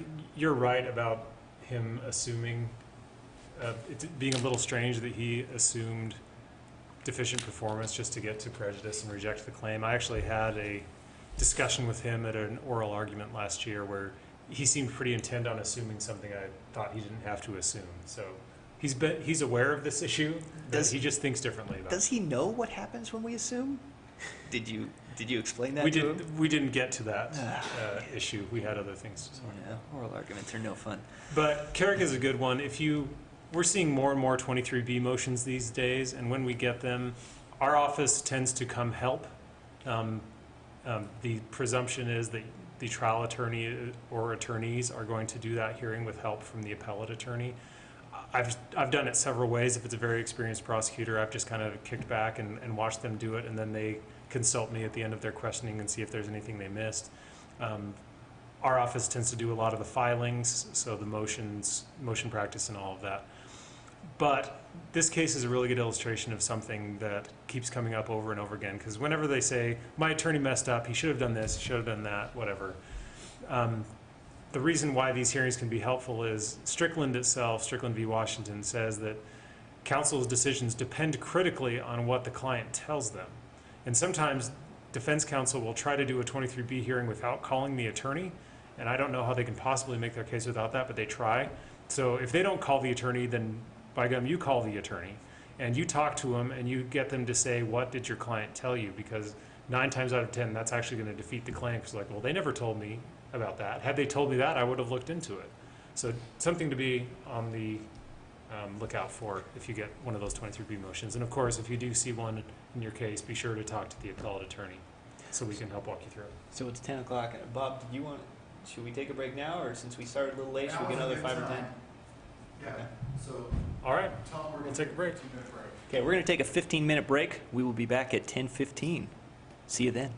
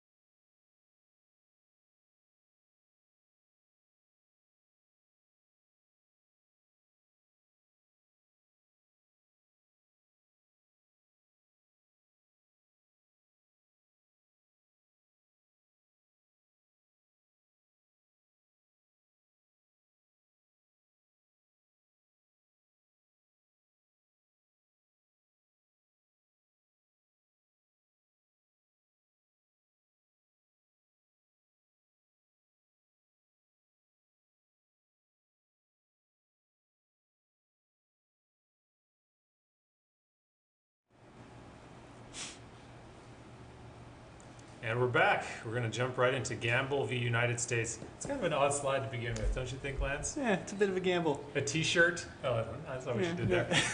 That has 2 gold coins on it. Yeah. Do you know what this case is there some about? significance to those gold There coins? actually Are they is. doubloons? They're not doubloons. They're sovereigns. Oh. And there's 2 of them. Would that make it dual sovereignty? They would make it a dual sovereignty. Oh man, yeah, classic. So yeah, you're welcome. So this is about a case about dual sovereignty. Think all the way back to law school. The question in this case is the dual sovereignty doctrine still a thing that exists? The answer is yes. So this is most noteworthy for what it didn't do. It just affirmed something that's been around for a few hundred years at least. Right? All right, this is Terrence Gamble. He was stopped by police in Mobile, Alabama for driving a car with a damaged headlight. So during the stop, the officer smelled some weed, later yada yada yada, searched the car, found it a loaded 9mm handgun, which might not be as much of an issue, but unfortunately for Mr. Gamble, he'd previously been convicted of a 2nd-degree felony. So under Alabama firearm laws, he was a restricted person, right? As he would be in, I think, just about any other jurisdiction. So here's Alabama Code, Section 13A 1172, pretty standard felon in possession statute. Gamble pled guilty, did you see? Pled Hey, thank guilty. you. I appreciate that. And was given a year in jail and probation in state court. Now it's Uncle Sam's turn. So here is 18 U.S.C. 922 G1. This is the federal felon in possession statute. Every gun that has moved in or is affected interstate commerce. Same offense, essentially, with the exception of the interstate commerce element. Gamble moved to dismiss on double jeopardy grounds, and the district court, once he's in federal court, denied the motion, and he entered into a conditional guilty plea, what we often call Siri pleas in Utah, or now Rule, I think 11J pleas. It's been put in the rules of appellate procedure. He reserved his right to appeal.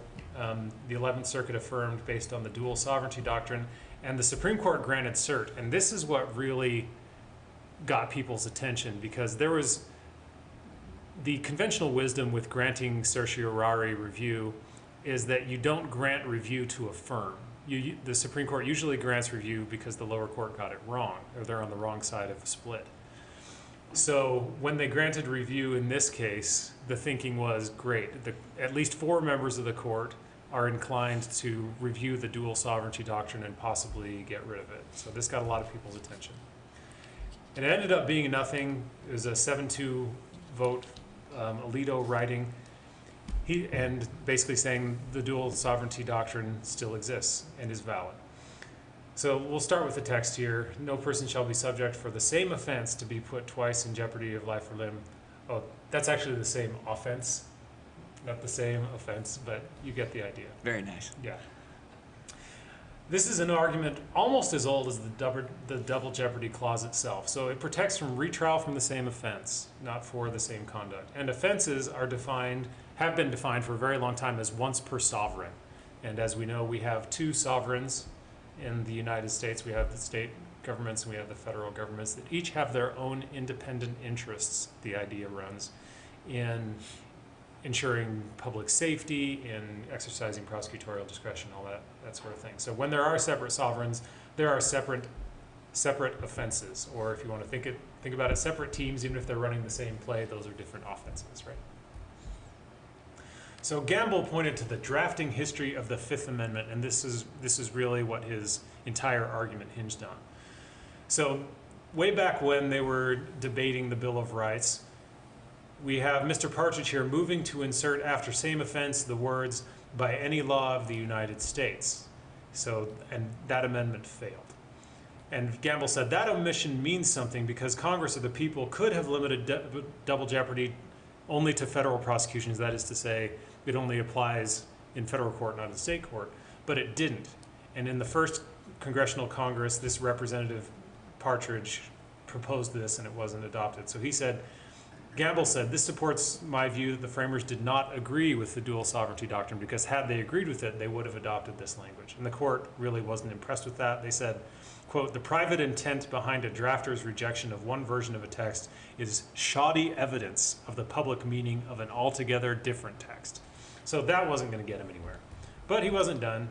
So he flips the argument. Alito actually flips the argument on Mr. Gamble and says, actually, let's look at the Declaration of Independence. One of the complaints of the signers was that King George was using the practice of trying in England under British law English soldiers who killed colonists in America. So think way back to the Boston Massacre, right? The Boston Massacre trial actually happened here in the colonies in Massachusetts, and John Adams was the defense attorney, right? Very famous trial. The king did not like the idea of having British soldiers who were often not well liked by the locals, at least a significant portion of the locals. I think the historical estimates tend to run around 1/3 of the population were pretty ardent patriots, 1/3 were ardent loyalists, and 1/3 were just going to kind of stick around and see who won. But when you had people like Samuel Adams in Boston, who were very ardent and very active in their seeking to undermine British authority and assert colonial authority, local authority over colonial governments, the king essentially thought, maybe not without reason, that British soldiers would not get a fair trial if they were tried in the colonies. So he would ship defendants back to England to be tried there. And that was something that in the Declaration of Independence was one of the list of complaints. So after the Boston Massacre, the British Parliament passed what came to be known as the Murderers Act, which might be one of the coolest act names in all of history. We don't have those anymore. It's, it's like the Affordable Care Act or whatever else. We don't have many Murderers Acts anymore. So this basically took control away from local juries, which caused a lot of anger here in the colonies.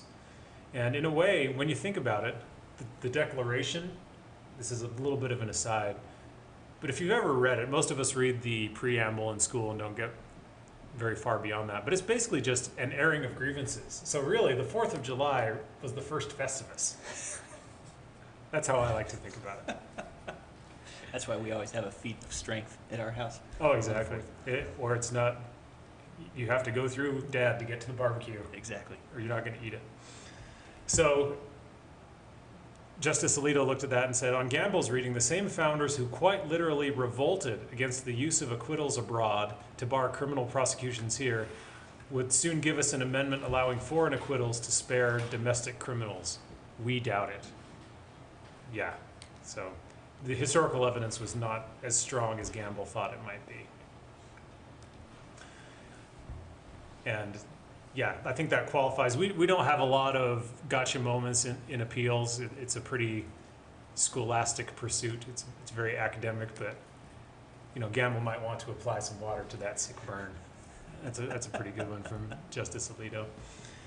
So let's look at some of the history on the dual sovereignty doctrine. A lot of cases from the mid-19th century, and the court pointed to these and said, our interpretation of the clause is not barring, if something happens abroad, because that's what he was claiming. He was saying that the founders, there was this kind of common law thing that we'll get to shortly, that sometimes if you were convicted in Portugal of something and then you came back to England, maybe that previous prosecution in Portugal would bar retrial in England. And we'll see how Justice Alito deals with that. But he says, let's look at these 3 pre-Civil War cases. They fleshed out the idea that state and federal criminal laws promote separate but equally important interests. Fox v. Ohio. Fox was charged in state court for counterfeiting and passing a counterfeit coin. And she claimed that the Constitution conferred sole authority over counterfeiting to the U.S. government, because that's one of the things listed in Article 1, right? Congress has the power to coin money. The court said, no, the states can criminalize fraud and the passing of the money, notwithstanding Congress's power to coin money. So again, same kind of offense, but different interests involved. Marigold was the other side of the coin, badum-ching. See that? Nice. Federal prosecution for counterfeiting. And they said, well, the state's ability to criminalize in Fox didn't mean the federal government could not. So the federal government could literally pass the same exact statute as a state or criminalize the same activity, and there are still different sovereign interests to vindicate there. And finally, Moore v. Illinois. Moore involved state and federal fugitive slave laws, and talked about, it gave as an analogy assaulting a U.S. Marshal. So if you assault a U.S. Marshal for the federal government, the interest is you're interrupting the functioning of the federal government, of an officer of the federal government. You're interfering with legal process. For the state, that's a breach of the peace, right? That's a battery, that's an assault, however state common law defined it at the time. They're both okay because each person is a citizen both of the state and of the United States and is liable to both for breaches of their laws. So again, the court says we're not really treading on any new ground here. This has been around a very long time. The court also analogized to modern international law. This just kind of seems like piling on at this point, right? They've got text, they've got history, they've got common sense, they've got prior cases, but Alito keeps going. He said, in modern international law, if somebody has murdered a U.S. citizen in a foreign country, they can be prosecuted both in the foreign country and in the United States. And again, think about the different sovereign interests. For the United States, it's the loss of the life of one of our citizens. For the other country where their life was taken, it's a breach of their peace. You know, that's not good for business. If it's a tourist destination and somebody gets killed, that's bad for them. They have an interest in preventing that sort of thing from happening. So we'll finish up here with talking about the common law. So interestingly enough, the common law comes from the time of just before Robin Hood was set. So King Henry II was the father to both John and Richard, and he decided that he wanted to exert more control over what at the time had been a lot of local customary law. So if you committed something that would have been a crime, you know, you steal something, you punch somebody way back when in the 13th century, then you were judged according to local custom. And King Henry said, no, we need a common law, a law that applies everywhere to all citizens of the realm. And by the way, instead of just finding somebody locally who can resolve your dispute, you need to come to a royal court if you want something done. So that's where we get the common law, interestingly enough. That's just a little aside. But the court said, look, if we look at the common law, basically everything that happened from the reign of King Henry II up to the time of the founding, from the very dawn of the common law in medieval England until the adoption of the Fifth Amendment in 1971, the court says, there is not one reported decision barring a prosecution based on a prior trial under foreign law. So again, there's just no there. And what Gamble pointed to is something called the Hutchinson cases. These go back to the mid to late 1600s. It actually goes back to Rex v. Thomas. But if you look at Hutchinson, it's a very brief opinion. It appears to be the report of a bail hearing. So it seems like Hutchinson was an English citizen who was tried in murder for Portugal or maybe Spain, and then he was acquitted there. And he returned to England and was tried there. And because he had been tried and acquitted for a murder in Portugal, he was denied bail. And that's essentially what the case says. I went back and read it. It's actually kind of interesting. But for whatever reason, jurists for decades after Hutchinson discussed the case as if it is authority for the proposition that you can't try an English citizen for a murder that happened abroad and that he was already tried on. And then its legend kind of built from there. So one court picked up on it and cited it for a proposition it didn't stand for, and then every other case that came after it kept citing it. And he was saying, well, Gamble was basically saying, by the time the Fifth Amendment came around, we have all of these cases stacked on each other. Even if they were based on a misunderstanding, that's what everybody would have understood. So this mistake became the law, essentially. And he said, so even if the cases are kind of muddy, the treatises were very clear.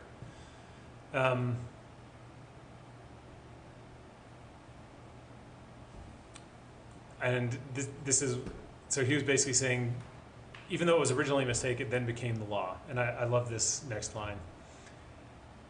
This is a curious argument indeed. It would have us hold that the Fifth Amendment codified a common law right that existed in legend, not in case law. Those are some famous legends down there. You know, Loch Ness Monster and Bigfoot and John. The rule of three. Yes, Well exactly. done. So essentially in the battle between legend and stare decisis wins, and the court ends with this. Look, we have centuries of case law saying that this is okay, and a few arguable legends in the common law are not going to convince us to change course now. So affirmed. Is it stare decisis? I don't want to keep nitpicking on words here, but I always heard stare decisis. Is it stare? It's anything you want it to be. Okay. Latin is a dead language. Well, It's probably stare decisis because there is no S sound for C's in Latin. And the fact that you know that. Yeah, I've studied Latin. Okay. Well, thank you. Appreciate that. So, we live in interesting times. They're troubled times, but they're also kind of magical times sometimes. Those of you who have seen John Krasinski's podcast may have seen the episode in which there was a young girl who wanted nothing more than to see Hamilton, and because of the pandemic, she wasn't able to do so. And so John Krasinski was able to basically get the entire cast of Hamilton to get together and create a Zoom kind of montage of them singing an entire song with like 20 different people all participating, singing their various parts. I was also able to get a hold of the cast of Hamilton and have them just tweak one of their songs a little bit to kind of fit what's happening in this case. So I'm going to share it with you. Listen closely, and I subtitled it at the bottom because it's a little bit hard to follow because it's, fast and rappy. I am not throwing away my shot. I am not throwing away my shot. Yo, I'm just like my country. I'm young, scrappy, and hungry, and I'm not throwing away my shot.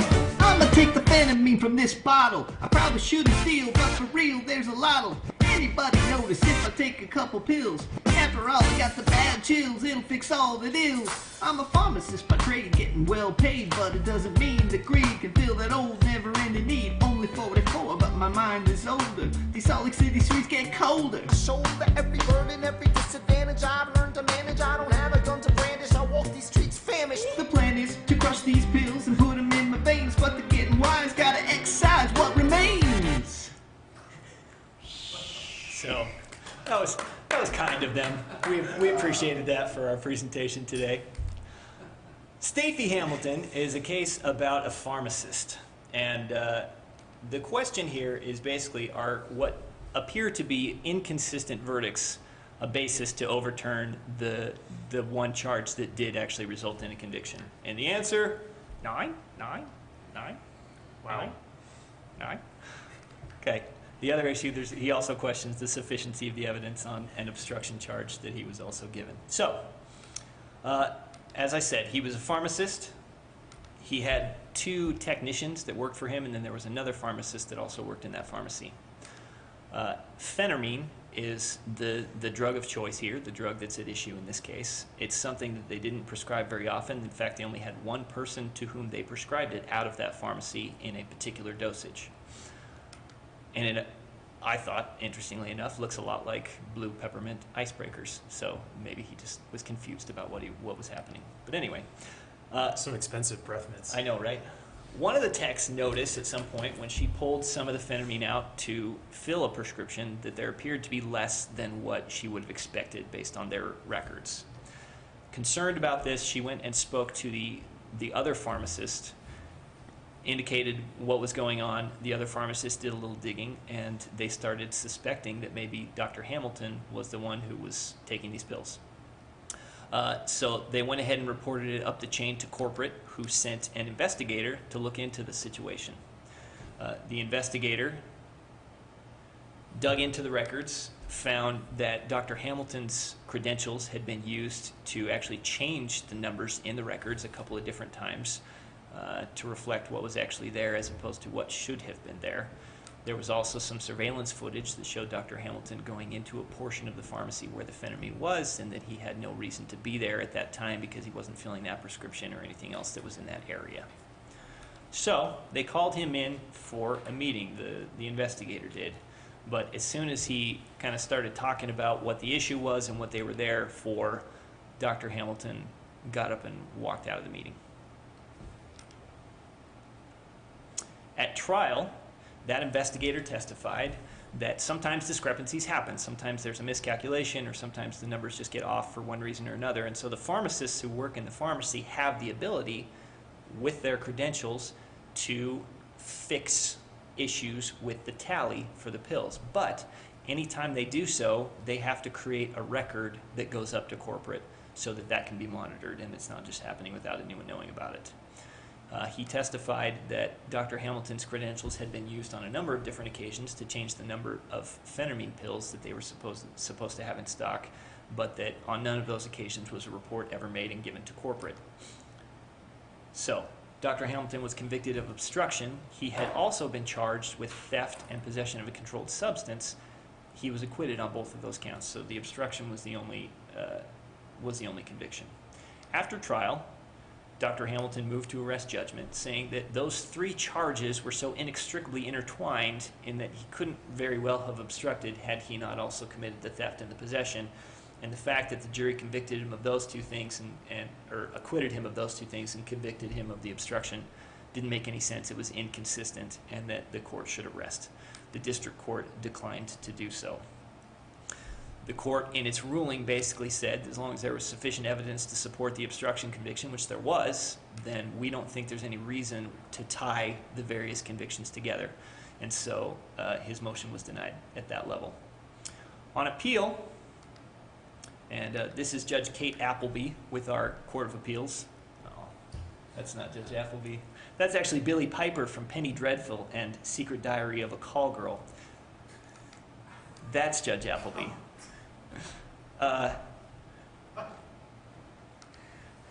Dr. Hamilton, on appeal, argues that the verdicts were inconsistent, the same argument that he made in his motion to arrest judgment. The court, in indicating what the analysis would be, said they will not reverse unless reasonable minds could not have arrived at the verdict at which they arrived. And as long as there is sufficient evidence to support whatever crimes they convicted him of, then they're not going to disturb the verdict. She also explained that obstruction does not require a person to obstruct relative to their own offenses or their own crimes. And kind of giving him the benefit of the doubt, she says here, or giving the jury the benefit of the doubt, I guess, they says maybe they found that he obstructed a crime that potentially somebody else committed. They also said, or she also said, and this was interesting to me, they may also have compromised or exercised some lenity, which you don't necessarily, I feel like our appellate courts don't often acknowledge the fact that a jury might compromise or split the baby a little bit, but she acknowledged that that may have happened, and apparently she doesn't take issue with it. In any event, she says, even if the verdicts are inconsistent, the issue here is sufficiency of the evidence. And only if there's insufficient evidence is he going to be entitled to relief. Her ultimate holding was that there was sufficient evidence, therefore the acquittals on the 2 charges do not undermine the conviction on the 1 charge, and the conviction is affirmed. Yeah, we see more and more of these inconsistent verdict arguments. I'm writing a brief right now where I'm trying to convince the court. Juries really do this. They nullify sometimes, they compromise just because they're sick of deliberating. They decide to cut somebody a break, whatever reason. All the reasons and strange non-reasons that juries do or don't do things. You can't always tell what's going on, even though sometimes it seems pretty apparent how they got to a verdict. That's not something that courts should be looking into. So we'll see how that goes, but we're working on it at appeals to try to educate them on that. Mitchell v. Wisconsin, this is a case about warrantless blood draws. Question, when does the exigent circumstances exception justify warrantless blood draws? And the answer, the bottom line up front here, is that when the suspect's condition deprives police of a reasonable opportunity to get a breath test. So this is Gerald Mitchell. He lived in Sheboygan, Wisconsin, which is one of the funnest town names to say. Sheboygan. Like West Chesterton, Fieldville? Yes. Yeah. So Sheboygan police got a call that a very drunk Mitchell drove off in a van. Police found him wandering near a lake, shirtless, wet, covered in sand, stumbling and slurring his words. So he's pretty far gone, right? Performing field sobriety test, police found, quote, hopeless if not dangerous. And the portable PBT showed a BAC of 0.24. So they drove him to the station to go do an intoxilizer on this one. Try to figure out just exactly how drunk he was. On the way, basically, Mitchell passed out in the car, so they took him to the hospital for a blood draw, and they had to wheel him in there because he was just out. The officer, even though, so I see this as kind of a comedic scene. He's passed out in the wheelchair as they're taking him into the hospital, and the officer is reading him the standard consent warning. And Mitchell didn't respond. He didn't say anything. So they drew his blood, which was a 0.22, by the way. So no surprise, he moves to suppress the blood test, saying that the police should have gotten a warrant for it. And the state courts rejected his claim. Some background on what the law is in this area. We've got 4 cases. Birchfield v. North Dakota was fairly recent, just a few years ago here. Search incident to arrest, they said, justifies alcohol breath tests without warrants on conscious people. So we have a blood draw here on an unconscious person, but we know that there are circumstances under which you don't need a warrant to try and get a measurement of BAC from somebody. Schmerber v. California, back in the 60s, the court said there that you can do a warrantless blood draw if there's an accident and there's no time to get a warrant. South Dakota v. Neville, back in the early 80s, prosecutors can argue consciousness of guilt from refusal to take a BAC test. And Missouri v. McNeely, the evanescence of BAC evidence alone is not enough to constitute an exigency. So the question in this case, is a suspect passing out a car akin to a car crash? So is this more like Schmerber, or is it more like McNeely? So we talked about how fun Sheboygan is to say, but we're just going to gloss right over Schmerber like it wasn't even there? Yes. All right. Yes, we are. When it's your case, you can talk about it. Fair enough. So the lower courts had split on this. They said in the state court here in Wisconsin, first in Sheboygan District Court, of course, that because Mitchell was unconscious, he couldn't revoke his implied consent under state law, which just about everybody has, including us here in Utah, right? So the question that he sought review on was, does a statute authorizing a blood draw from an unconscious motorist, this is a quote from his cert petition, provide an exception to the Fourth Amendment warrant requirement? So when the court granted cert, the U.S. Supreme Court is usually very, very careful about the questions that they grant cert on, and they take them as they are written. They don't rewrite cert questions. So everybody thought the court granted cert here to address the validity of implied consent laws. We're finally going to get an answer to this question, right? Whether the state can just say, you're going to drive on our roads, that's consent. Not so fast, says Justice Alito. Let's talk about exigent circumstances, which nobody had brought up. Yeah, so Alito's is actually a plurality opinion because Thomas concurred in the result only, but it's the most that we have in this area, so that's what we're going to go for today. So he says this is more like Schmerber. Thank you. You're welcome. Than McNeely. In fact, unconsciousness, he says, is actually often more serious than a car crash. There are a lot of people who get in car crashes and don't suffer very serious injuries, but if somebody's passed out, that can be a lot more serious than tweaking your neck in a car crash. It's an emergency, he says, in and of itself. Incidentally, if you read Justice Thomas's opinion, he just says, let's just have a bright line rule and say there's no exceptions to it, because the plurality actually ultimately gets to, this is you can almost always do this, but not always. They say we don't rule out the possibility that in an unusual case, a defendant would be able to show that his blood would not have been drawn if police had not been seeking BAC information, and that police could not have reasonably judged that a warrant application would interfere with other pressing needs or duties. So anytime you have one of these cases, prepare for an argument that theirs is the exceptional case. I imagine every case for the defense bar is going to be the exceptional case. But it is helpful, and like I say, even though it's a plurality, the reasoning is good. So that's something to take a look at if you've got a warrantless blood draw. Okay. Let's talk about probation and what happens when people are on probation. You blew it! That's been my experience. So, the question here is, does the Justice Reinvestment Act, or initiative, prevent a court from revoking probation based on a whole bunch of drug offenses and nothing more serious than that? The answer is no. The trial court, the district court, always has discretion to revoke probation if there's a violation. So here's another one. This is the only other one where I'm actually going to read the facts as written from the case, so I apologize, but sometimes when they're good, they're good. The Judge Morton's thing? I'm trying to remember. Anyway. Oh, I can't remember. It might be. He's a very good writer. Yeah. At least since 2012, Jordan Keith Hutchinson has had a drug problem. He pled guilty to his first drug-related offense in 2013 and then spent the next 5 years on probation, during which time Hutchinson was given the opportunity to participate in drug court and several other addiction treatment programs. None seemed to work, though, and Hutchinson racked up 24 probation violations, including the commission of several new drug offenses, even 2 for distribution. By 2018, the district court had seen enough and revoked Hutchinson's probation and imposed his original prison sentences. So, Mr. Hutchinson argues a couple of things. Number one, that the decision to revoke was in error, and he basically says there were two reasons it was in error. One, he says legally that the judge misapplied our current statutory scheme in light of JRI.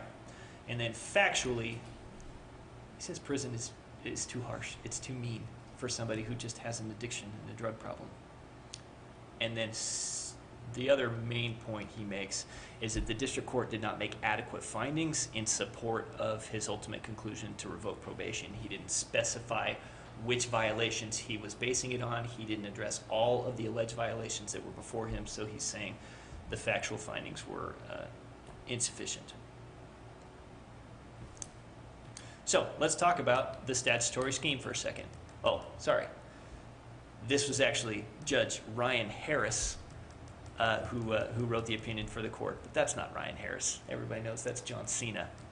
That's Ryan Harris. So, JRI, the statutory scheme, Judge Harris notes that significantly the amendments that were made to our statutes under JRI preserve the district court's authority to completely revoke probation. In order to require the court to apply the graduated sanctions, two conditions have to be met.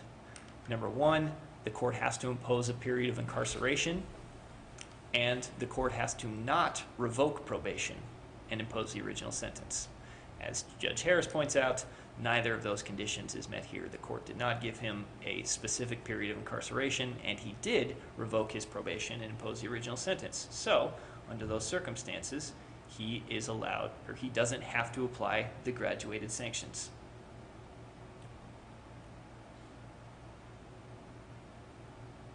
As to the argument that the punishment was overly harsh based on the fact that these are relatively minor violations, Judge Harris points out that the revocation of probation is well within the discretion of the trial court. Courts have wide latitude, and it requires an abuse of discretion for a court to look at that and overturn a revocation of probation. And that only occurs if there is either no reasonable person would have done it, or it's clearly excessive or inherently unfair or exceeds the statutory or constitutional limits. He also notes that even a single violation can be legally sufficient to revoke somebody's probation. Here, the court points out that the trial court did not revoke for a single or for a minor violation. He says over the period of these years, he racked up 24 violations, including what he referred to as 3 fresh ones, and that some of them were anything but minor. Ultimately, the district court gave Hutchinson every opportunity to comply and to succeed on his probation, and he did not take advantage of those opportunities. Therefore, when he violated, the court did not abuse its discretion in terminating probation and revoking probation and imposing the original statutory sentence. As to the factual findings that Hutchinson argues the court should have made, Hutchinson says the record needs to be clear as to specifically what the court was relying on, which violations he was relying on in revoking, and also noted that there were a couple of allegations that the court didn't address in his findings. This is an unpreserved argument, so he's going to have to show plain error if he wants to prevail on it. The appellate court here basically says there were plenty of violations to go around, so there's no harm in him not addressing a couple of them or specifying which one, because, and it looks like you guys may not be able to see this bottom line on this slide, but what he says is that it's entirely appropriate for a court to rest its decision on the totality of a probationer's supervision history as opposed to the most recent or any particular violation. So, the holdings of the court in this case were that he has failed to show that there was any error as far as what's demanded by the statutory scheme in revoking, because the conditions for having to apply the graduated sanctions were not met. Also, he has failed to demonstrate plain error as to the court's specific factual findings in ruling on the revocation. So he affirms. And this is a fail within a fail for your enjoyment. Okay then. On to Kansas v. Glover. This is an important case on reasonable suspicion and revoked licenses. So I imagine this will be of particular interest to municipal prosecutors, but certainly not just to them. Question in this case: absent obvious contrary information, do police officers have reasonable suspicion to pull over a car if the owner's license is revoked? And the answer is yes. So here is on the left Charles Glover, and on the right is Deputy, according to Facebook, this sheriff's department has a Facebook page. Now Lieutenant, according to the Douglas County Sheriff's Office, is Mark Mehrer, M-E-H-R-E-R, I don't know how to say that, we'll say Mehrer. They met on the mean streets of Douglas County, Kansas. That's probably the one street in Douglas County, Kansas, I don't know. So Deputy Mehrer saw a 95 Chevy truck tooling down the road. He runs the plate, learns that the owner's, who is Glover, his license has been revoked, and he pulled the truck over, and what do you know, Glover was driving. Glover moved to suppress, saying that the officer lacked reasonable suspicion, and the Kansas courts were all over the place on this one. So the district court granted the motion to suppress. The Court of Appeals reversed, saying it was reasonable to infer that the driver was the owner, or the owner was the driver. And the Kansas Supreme Court reversed again, saying this was only a hunch based on a stack of assumptions, that the owner was likely the driver and that he was likely to disregard his license suspension, because we know that never happens, right? Nobody ever drives on a suspended or revoked license. They just patiently wait things out and ride the bus. That's why the coffers of our justice courts remain empty. So the Supreme Court, U.S. Supreme Court grants review and reverses to bring some clarity to all of this. So Justice Thomas writes the majority opinion, and he starts with reasonable suspicion. Says, look, here's the definition of reasonable suspicion. I have one up there from U.S. v. Cortez. It's more than a hunch, but it's less than a preponderance and certainly less than probable cause. This is one of those things, we've heard this song before. It's hard to articulate, but it's easy to spot once you've had a little bit of practice on this. Kind of brings to mind Justice Stewart's old saying about pornography. You know, you just kind of know reasonable suspicion when you see it. So if you're a brand new prosecutor and you're still kind of struggling with exactly what it means or having a hard time articulating it, you're not alone. We've all been there. You just kind of get a feel for it. The more you see it, the more you understand. But it's a very factual, practical consideration like this of everyday life on which reasonable and prudent men act, and something that's cut off there at the bottom. It permits common sense judgments and inferences about human behavior. So it comes down to probabilities or common sense, right? Now, there were a couple of amicus briefs in this case that took an interesting approach. They actually provided a bunch of specific statistics on whether people who owned their cars drove them most of the time and whether those things differed over the course of the country, right? Like, this had the potential to be really, really complicated. I suppose it would also vary from jurisdiction to jurisdiction if they started going down that road. But thankfully, the court didn't go there. They just kind of kept this at the general level of what we all know, common sense, right? Doesn't go down that rabbit hole. It's reasonable and common sense to believe that the owner is driving their car. And by the way, Justice Thomas says, this is particularly true in Kansas, where most reasons for suspending licenses deal with traffic offenses, such as priors for driving on suspension. And he and the rest of the court didn't think it matters that sometimes people drive cars they don't own, or sometimes a license is suspended. The owner's license is suspended and somebody else is driving their car. There's no specific, and it doesn't matter that there's no specific law enforcement training or experience that imparts this knowledge, because that's something the dissent really glommed onto. But basically it's like, look, reasonable suspicion is not about certainty. You can be wrong. It's just, is there a factual basis to think that maybe somebody's doing something wrong, right? That's kind of what it comes down to, and the court just says, of course, if an owner's driver's license is suspended and you see their car's out on the road, it's reasonable to believe that they're the ones driving their car. But there is an exception here. The presence of additional facts might dispel reasonable suspicion, says the court. So if the owner is a man but the cop sees a woman driving, that's going to dispel that reasonable suspicion. If the owner is old but a cop sees a young person driving, all that sort of thing, right? So if you see Steve Buscemi walking down the hall, yeah, odds are he's probably not a student there. You get the idea. So if you actually get a decent look at the driver and you know what the driver looks like or the owner looks like and that's not them, that could be a different situation. But absent that information, if you're just doing the usual as officers, just kind of pulling behind somebody, running the plate, seeing the information about the owner, you can have reasonable suspicion that they're the ones driving. Okay. We're going to talk about conflicts, actual conflicts of interest. In this case, the question is, if an actual conflict of interest exists with counsel, that is to say that counsel represents two co-defendants in the same case, do we have to show prejudice to determine that trial counsel was ineffective? And the answer to that is nope. Whoops.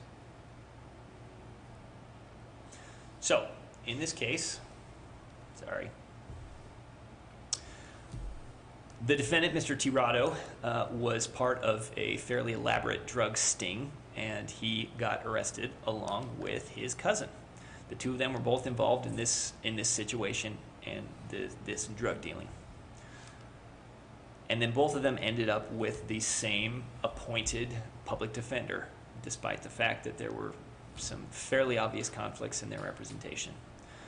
Cousin pled guilty, acknowledged his involvement in the case, and was not going to testify at the trial against Tirado. And so the state was proposing to introduce Cousin's admission or partial admission at the time of his arrest as part of their case in chief.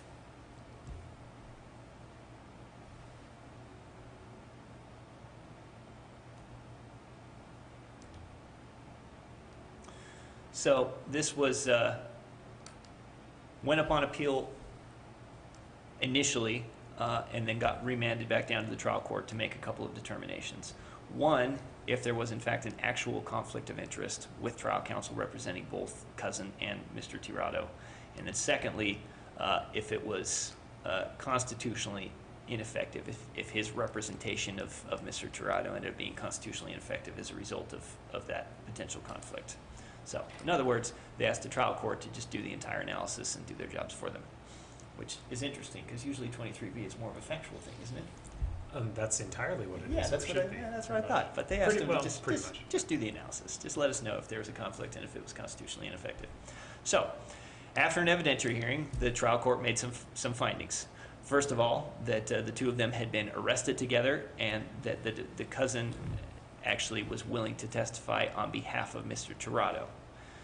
And then secondly, that there was in fact an actual conflict in counsel's representation. Said that he was materially limited based on his responsibilities to Cousin, that Cousin's plea and his admission had actually undermined Tirado's defense, that he couldn't call Cousin as a witness without violating his duties to Cousin, and that he might be forced to actually cross-examine Cousin as part of it, which would, again, cause him to run into these inherently divided loyalties, and that this decision to stay on and represent both these individuals was prejudicial and not strategic.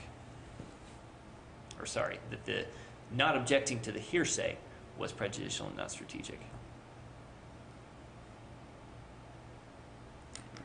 Okay. So this case was presided over by Judge Michelle. Is it Christensen or Christiansen? It's neither. She's now... Well, Forster, but isn't it all of it? Isn't it Christiansen, Forster? Her married name was Christiansen, and then when she got divorced, she started pronouncing it Christensen. And now she's married again, and she goes by Christensen Forster. Christensen Forster. Okay. So Judge Christensen Forster was the one who presided over this, but that's, I mean, as I'm sure you've learned by now, that's not who that is. That's actually Judy Greer, who you may know from such films as 13 Going on 30, Jurassic World, and one of my personal favorites, Arrested Development. There's Judge Christensen Forster. Under the Sixth Amendment, the analyzing an attorney's actions is a little bit different than it is under a traditional ineffective assistance claim. The court considers the following. One, whether the acts or actions that were allegedly omitted would likely have been made by other counsel. And then two, is there a tactical reason for the omission? which sounds kind of like Strickland, but it's actually a little bit different, because in this they have to show that there actually was a tactical reason for which counsel took the action they took, as opposed to in Strickland, where we just have to come up with some conceivable reason that could have possibly been a strategic basis for what they did, but we don't have to show that that was the reason. So it's a little bit different standard. I'm going to jump in just really quickly. Okay. And Scott and Ray gets rid of that conceivable tactical basis. We don't actually have to articulate a conceivable tactical basis. They have to rebut the presumption that it was reasonable. And yes. So be a little careful on that. Yeah. I mean, if you can come up with a good reason for why counsel did something, odds are you're going to win, and that's fine. But to think that the burden is on the prosecution to show that defense counsel had a good reason for doing what they did, that's not the case. Well, but I mean, in Scott and Ray, though, it seems like if you can show a tactical reason, a conceivable tactical reason, you're still, that's a big step in the right direction. Sure, it's great if you have it, but if you can't, it doesn't mean you lose. Right, yeah, it's not the end of the analysis, and we'll get there when we talk about Scott and Ray. Thanks for jumping ahead, John. Okay, so... It's called a teaser. It is. Oh, it is that. Man, you're so good at this. The state argued that counsel's decisions were strategic for a couple of reasons. One, Cousin had some credibility issues. So for Mr. Tirado to associate himself with Cousin by having him come and testify for him might actually end up being poor strategy, might make him look worse. And then also, the state's arguing that the admission of the statement made by Cousin at the time of his arrest, acknowledging that some of this happened, ended up being superfluous to the fact that his conviction for that crime came into evidence which included his admission. And so the state's basically saying we got it in anyway, so it doesn't matter that it also came in by way of his statement. The court, however, disagreed with the state on this one. The court said that unhampered counsel would have handled this case differently. Although there was already an association between Cousin and Tirado, there was already an association there, and so having him testify wasn't going to necessarily change that, but the potentially exculpatory testimony from Cousin outweighed any danger in him being even more associated in the minds of the jurors, because he was going to testify and say that it was all him and that Tirado didn't know what was going on, that he had nothing to do with it, that he wasn't a participant in what had happened. Having found that that counsel acted in violation of the Sixth Amendment, they don't even look at harmlessness because prejudice is assumed under these circumstances. When there's an actual conflict of interest with counsel, then they assume prejudice, and so we don't even have to do the harmlessness analysis. So the holding here is that because an attorney not representing both of these individuals would likely have called Cousin to testify and would likely have objected to the hearsay statement, there is an actual conflict of interest in this case, and prejudice is assumed. So this one got reversed and remanded. Being an appellate attorney makes me a pedant, so I'm going to nitpick for just one moment here. Pick the nit. I wouldn't say there's no harmlessness, it's just a different kind of harmlessness analysis. So to show a violation of one of these actual conflict cases, you have to show basically they had a motive to do something against their client's interest, and they actually did something against their client's interest. So you have to have the motive and actually doing something. And the harm in that is you had an attorney who was not acting out of your best interests. When the court, or when Lance says that harmlessness is presumed, what they're saying is we're not going to look at whether this would have affected the ultimate outcome, because the violation wasn't necessarily the right to a fair trial. What you were deprived of was your right to counsel who was loyal to your interests. So it's just a different prejudice inquiry rather than a non-prejudice inquiry, if you want to think about it that way. That's something that helps me think about those cases. All right, very quick, Ramos v. Louisiana, case about non-unanimous jury verdicts, which only really affected Louisiana and Oregon, and not even Louisiana anymore, because Louisiana undid that in their state constitution a couple of years ago, or last year or something, very recently. And Oregon was looking to get rid of it by the time this case rolled around.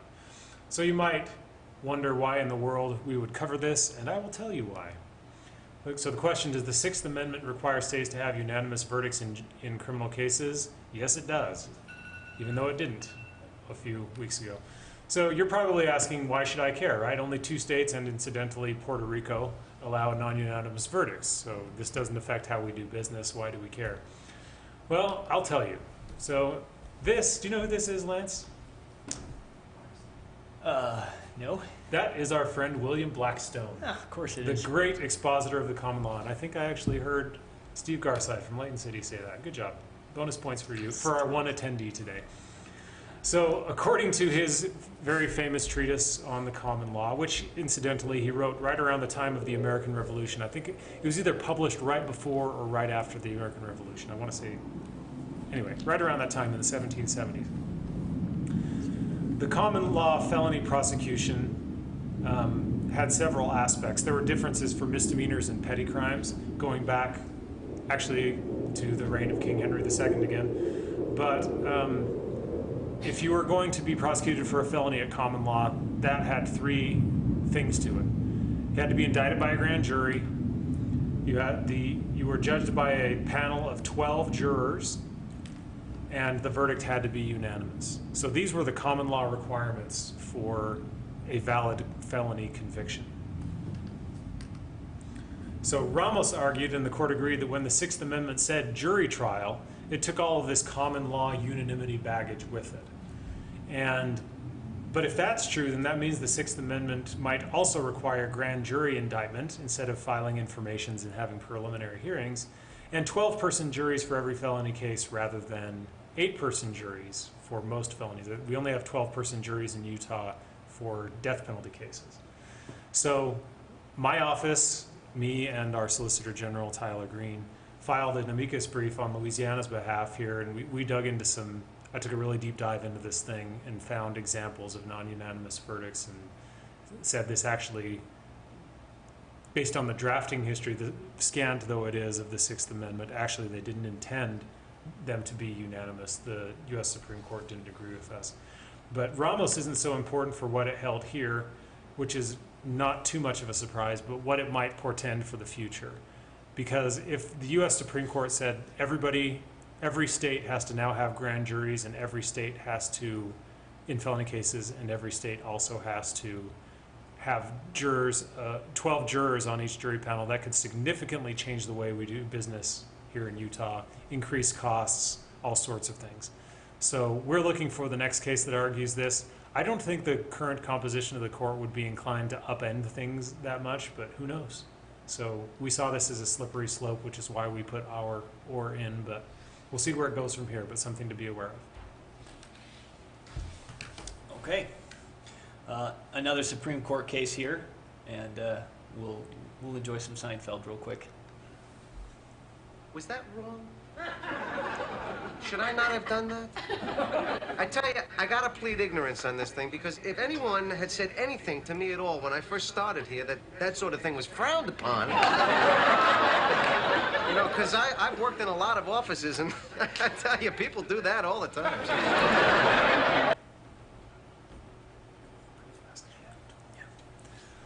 So the question here is, it's about mental illness, and specifically mental illness that affects a person not in their ability to understand their actions or to understand the gravity of their actions, but to understand the concept of right from wrong. And the question is, does the Due Process Clause of the federal Constitution require a mental illness defense that acknowledges someone's inability to tell right from wrong? And the answer is no, it doesn't. And this is lengthy, so we're going to bust through it. So Mr. Kaler's wife filed for divorce in 2009. She moved out. He went over to where she was staying, and he shot her, her mother, and his 2 daughters. He let his son live and ultimately surrendered and was charged with capital murder.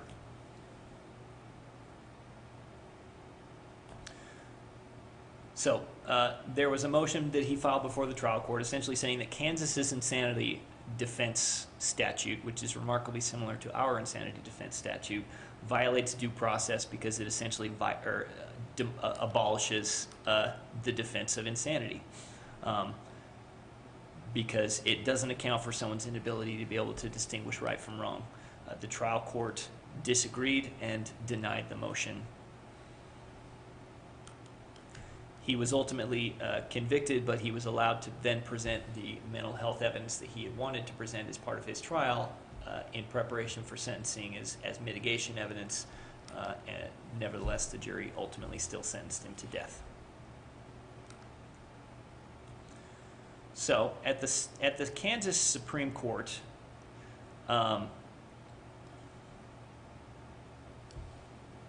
Mr. Kaler made the same argument that he's making here on appeal.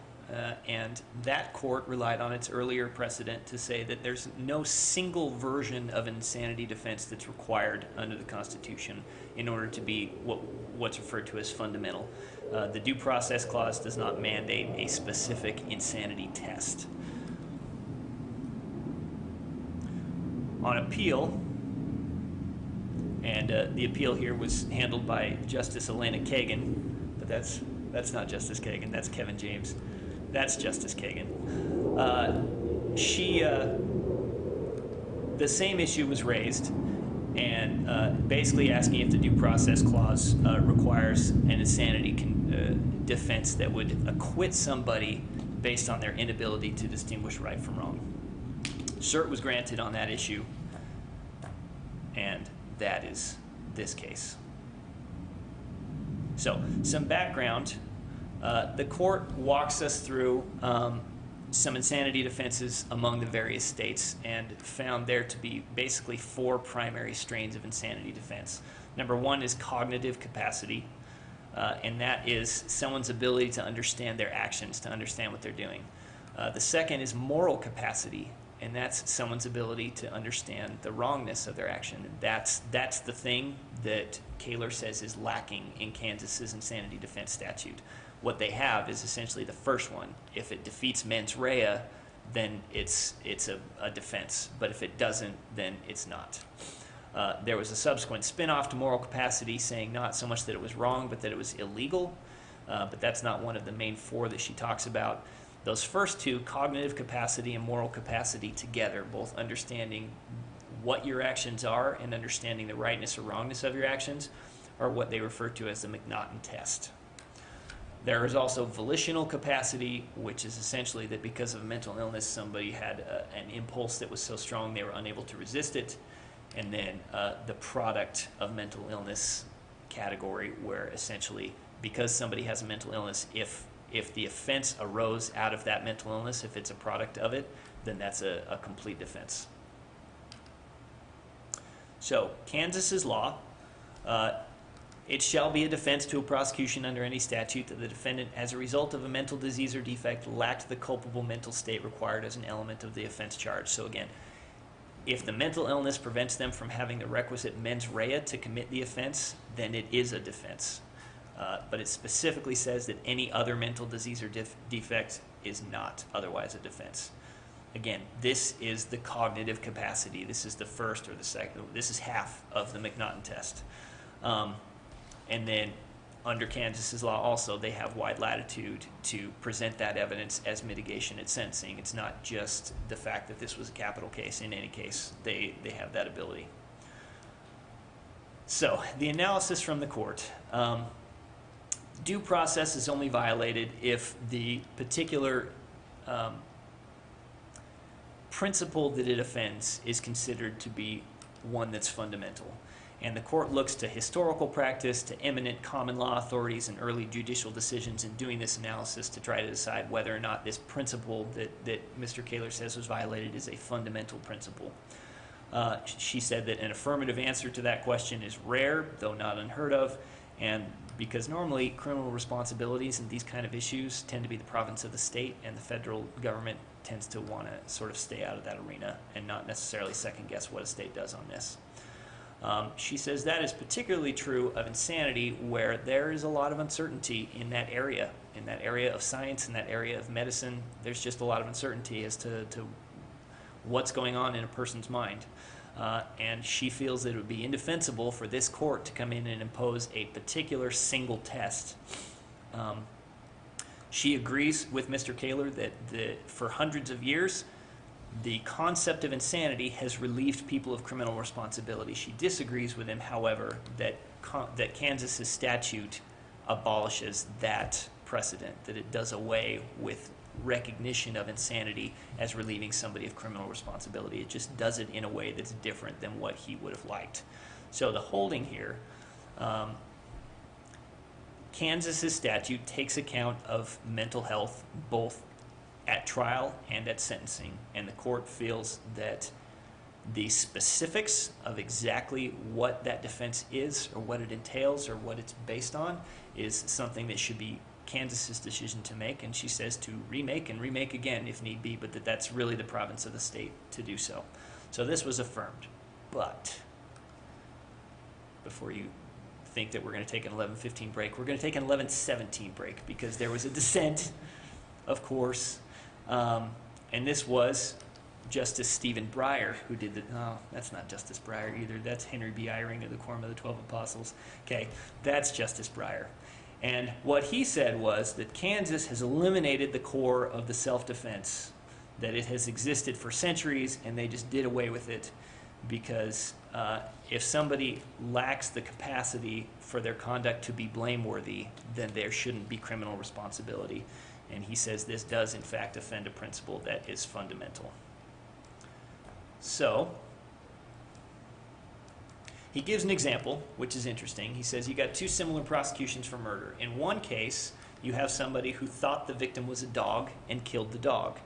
In another case, you have somebody who thought that a dog told them to kill the victim, and they did. He says, under the traditional insanity defense, which is the McNaughton, the cognitive and moral responsibility defense, neither of those people could be convicted. But under Kansas's law, you could convict the second person, but not the first, and that's what he takes issue with. So he says he's not saying McNaughton is constitutionally required, although he kind of is. He says, really, McNaughton is just a broader way of describing, or a more specific way of describing a broader fundamental principle, and that is that that mental illness is, well, and I was just going to read the quote, may so impair a person's mental capabilities as to render him no more responsible for his actions than a young child or a wild animal. So he says that, and he kind of argues back and forth in his own dissent. They do this a lot in their dissents. He argues back and forth with the majority. They say that there's so much diversity in what exists at the state level that you could never actually have any kind of a consensus, but he disagrees with that. He cites to a bunch of also historical sources, and the majority accuses him of cherry-picking some of that discussion, some of the things discussing intent and mens rea, and he says, well, the modern understanding of mens rea is very different than the historical definition of mens rea. Historically, there is a principle of moral responsibility as a standard implied in an insanity defense that he thinks has been lost. So, he also says with respect to McNaughton that to the extent states have broken away from McNaughton, they've done so because they thought it was too restrictive, not too broad. And that's why they've landed on the product test, where anything that is a product of a mental illness is going to be a basis for a defense. He pointed out that 45 states, the feds and DC, all use the McNaughton test, and that a community's moral code has to inform its criminal law, and that the farther those get apart from one another, then the more we have a problem.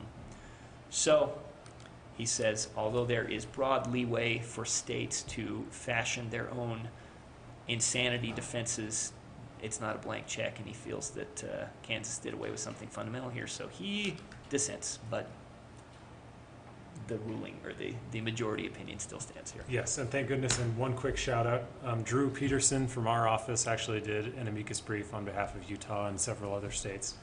And this was a very good result for us, because this all changed because a guy named John Hinckley shot President Reagan back in the 80s, and people were upset that he would get off under the traditional McNaughton test. So that's why we have the test that we have, and why Kansas has the test they have. So fortunately, the Constitution permits that, and it looks like it's time for a break.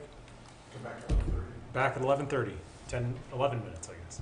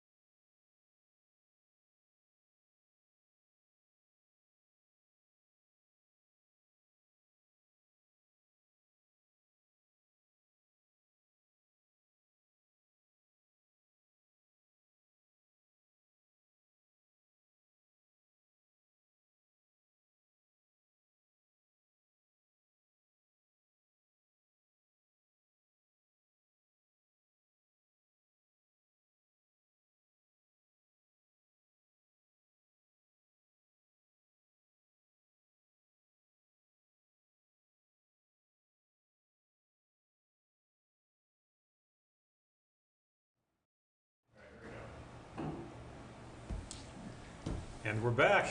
Now let's jump into the bulk of the state cases with State v. Lujan. This is a very important case on eyewitness identification testimony, not so much for the facts of the case itself or even the holding of the case, but because it introduces Rule 617 of evidence, which went into effect fairly recently. So let's become familiar with it, shall we? Question in the case: what's the new test for eyewitness identification under the Utah Constitution? The answer takes some explaining. We'll talk about it. But become familiar with new evidence rule 617, especially police officers who are listening to this, because this is going to affect how you do your lineups, how you do your show-ups, how you do any eyewitness identification, essentially.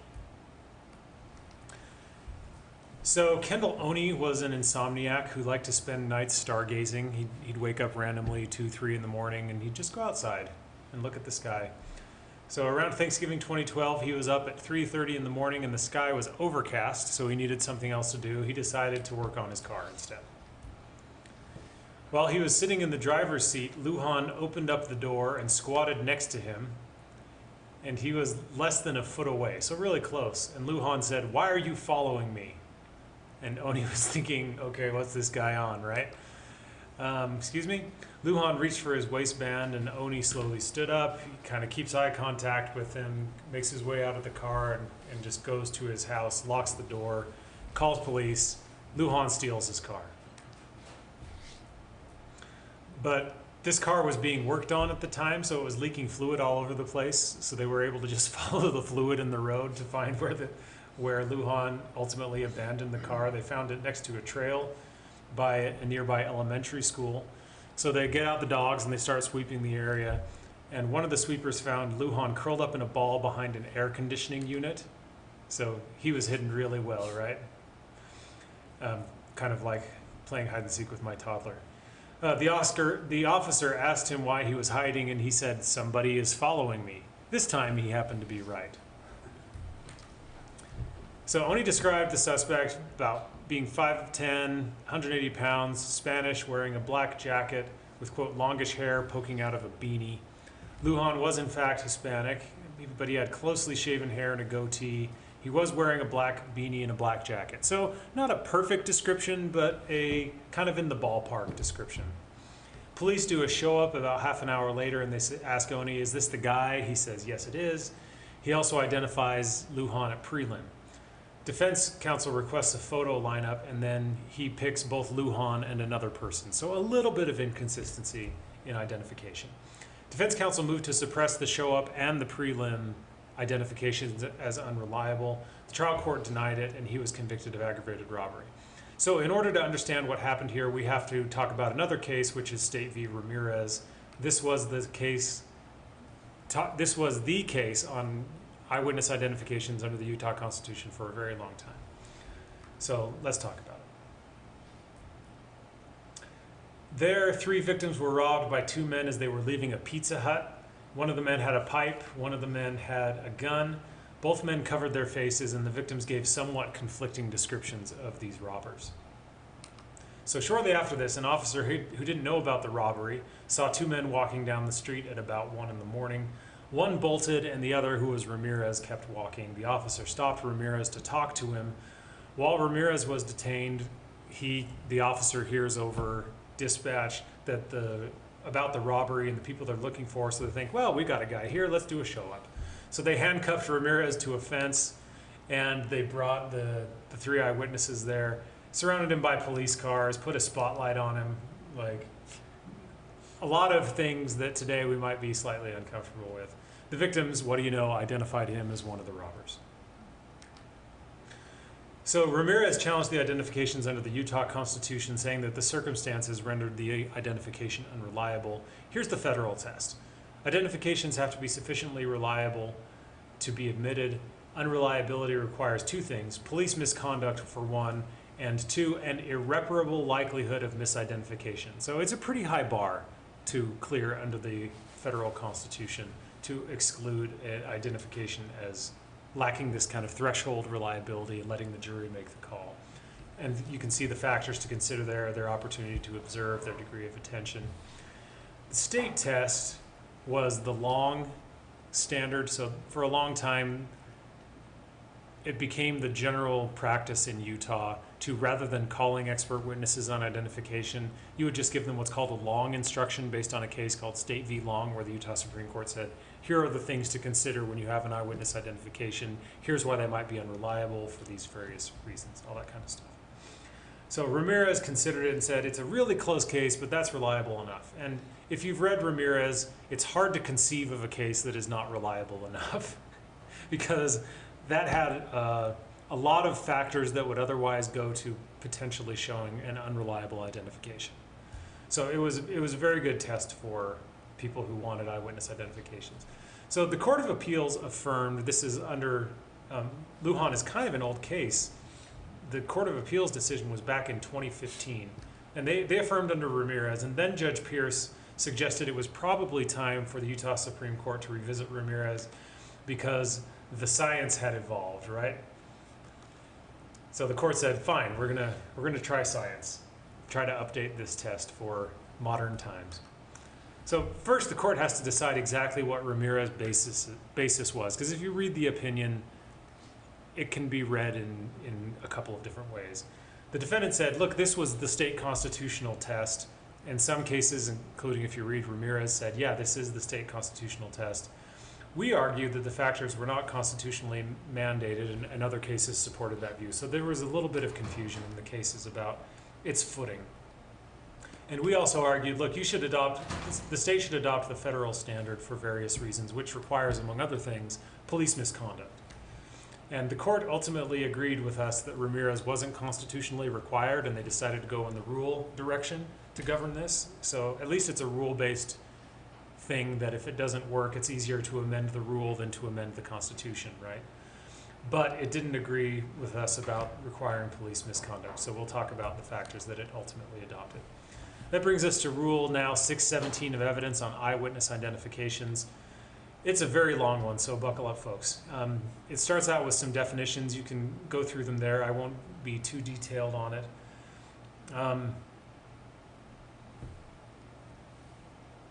If you do get one of these claims about an eyewitness identification, we do have a couple of cases. One is State v. Hunter from last year and State v. Bowdry also from last year that basically say, because one of the concerns is people are going to see this, defense counsel are going to see this and say, well, whenever a cop identifies somebody, that's an eyewitness identification, right? And that's going to cause a lot more work for jury trials whenever a cop identifies somebody, which is going to be just about every case, right? But those cases, Hunter and Bowdry, the Court of Appeals has said, the long factors, Ramirez, all this stuff is all about memory and the unreliability of memory. But when you have somebody making a contemporaneous identification, so an officer watching a drug deal go down and then saying, okay, there's that person I saw just do the drug deal, the concerns that animated Ramirez and these other factors don't deal with that situation because it's about how human memory changes. So if you have a contemporaneous identification, use those, or basically a cop identification, use those cases to argue the court doesn't even need to go down this Rule 617 road. That should be helpful to you. We'll start with the overall standard. The fact finder, considering the factors in subsection B, could not reasonably rely on the eyewitness identification. So let's try to find out what reliability means under the rule. Here are factors to consider: whether the witness had an adequate opportunity to observe, what their level of attention was. So was this just something kind of in their periphery, or somebody in a group of people, they were paying attention to somebody else? You know, how much attention were they paying to this person? Their capacity to observe, so how good is their eyesight, their hearing, their whatever, that might help them figure out who somebody is. Were they aware crime was taking place? Presumably your adrenaline's going to be pumping a little bit harder, and your attention might be a little different than if you're just kind of sitting in a social setting, right? So those are the first factors to consider.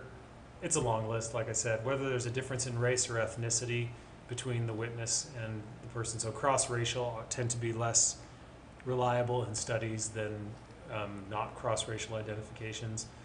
Length of time that passed, other identifications, whether they heard somebody say this is the guy or not. And then a catch-all for number 9, any other aspect of the identification. So I can imagine maybe some of you have already gotten defense motions on this, but this could be a really long list to deal with. So be prepared for that. And as always, start by reading the rule and seeing what's helpful to consider and what's not. Though with that catch-all, they can basically argue anything. Right? Now we'll talk about some particular identification procedures. There is a savings clause at the end of all this, so if you don't comply perfectly with all of these things, you still might be able to get the identification in, but it's kind of a high bar to clear. So do your best, and we understand that nobody's perfect and that things happen in the heat of the moment, but do everything you can to comply with these procedures to make it easier on us prosecutors. We appreciate it, so thank you for your great work. If there was some sort of suggestive procedure, the eyewitness identification must be excluded unless the court finds that there is not a substantial likelihood of misidentification. So let's talk about the particular things. So here's identification Miranda, essentially. When you have a photo array or a lineup, the court should consider things like, was it done double blind? So the officer who is asking the witness to identify somebody, the suspect, from a photo array, for example, should not be the one who knows who that person is. They should be just as ignorant as anybody off the street on whether that person is in the lineup or who that person is in the lineup. So they can't give verbal or physical cues and kind of subtly point somebody in the direction of a particular suspect. The instructions they give to witnesses, again, this is kind of the Miranda part, just tell them, look, this person may or may not be in the lineup. It's just as important to protect the innocent as it is to punish the guilty. They might look a little differently, maybe their hair is a little longer, maybe they have had facial hair and now they don't, or whatever. And regardless of what you tell us here, we're going to keep investigating the case. So these are the kinds of things that you need to sit down and probably just have a little card like your Miranda card to make sure you're covering everything. Have your Rule 617 card, and maybe your prosecutor's office could help you put those together just so you know exactly what you need to tell them and everything will hold up, because we also have to record all the interviews now, right? And it'll be obvious whether or not you complied with these procedures. Now the stage setting rules, you have to make sure that they look reasonably similar. So you can't have, if your suspect is a white male in his 20s, don't have a bunch of pictures of one white male in his 20s surrounded by 5 middle-aged black women, right? Like, you want to make them look reasonably similar to each other. The examples I have here, they don't need to look identical, but, ballpark, make it fairly close what they look like. And that makes it more reliable. Reasonably similar is the standard. I'm sure we will have cases in the future of fleshing out exactly what reasonably similar means. So the way that you do it will influence how we argue it in the future. Make sure it passes the smell test, right? Just look at it and say, is this close enough? Does this seem fair? And then we'll deal with it on appeal as we try to flesh out exactly what all these things mean. Well, my understanding there has always been that it should be based on the physical description given by the witness, as opposed to trying to find 5 other people that are similar in appearance to your suspect. Yes, that's a good point. So height might not matter as much, right, just because you can't tell height unless there's a height measurement behind them. You're not going to be able to tell how tall they are. But like I say, kind of pass the smell test on what it looks like, to mix my metaphors. So you also need at least a 6-pack here. 1 photo and 5 photo fillers. Sequential at the same time. I know the science is a little bit mixed on this, whether it's better to show them the photos one at a time or just give them 6 pictures all at once and say, do you see anything here that sparks your attention or your interest? So go with whatever your department policy is, and maybe you might want to talk to your prosecuting agency to figure out what the best practice is there. Looking fairly similar, with a similar process of formatting, so don't have a bunch of different, if you have like a blue background on one, try to make them look, using a driver's license photo or whatever. Use all driver's license photos.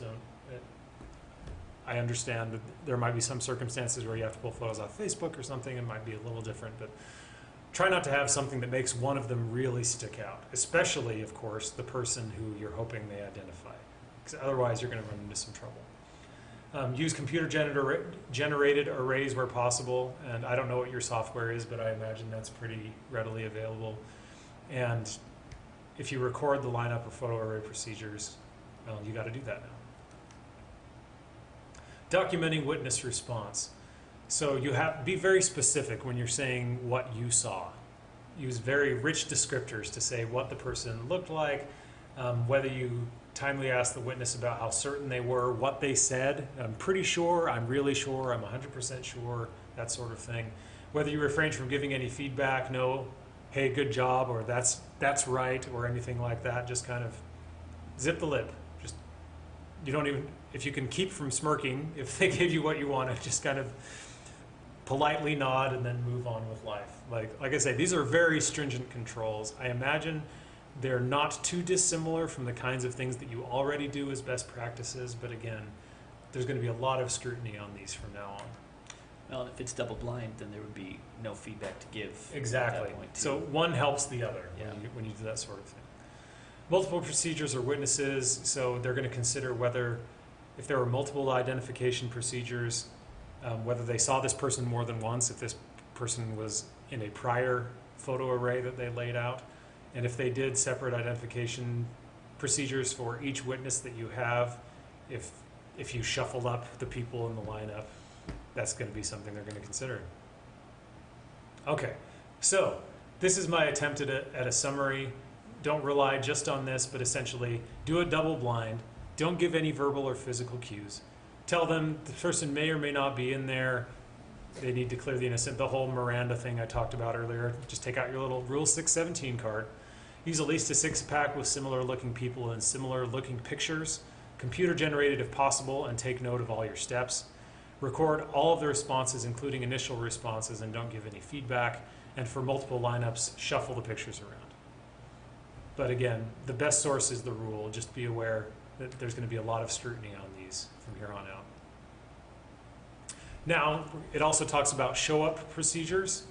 This is for, you're trying to determine whether a show-up is unnecessarily suggestive, and here are factors to consider. Documenting the witness's description prior to the show-up. Again, give very detailed descriptions on what the witness is telling you this person looked like. I know that makes it a pain at the end of the day when you're writing up your reports after a long day at the office or out on the beat.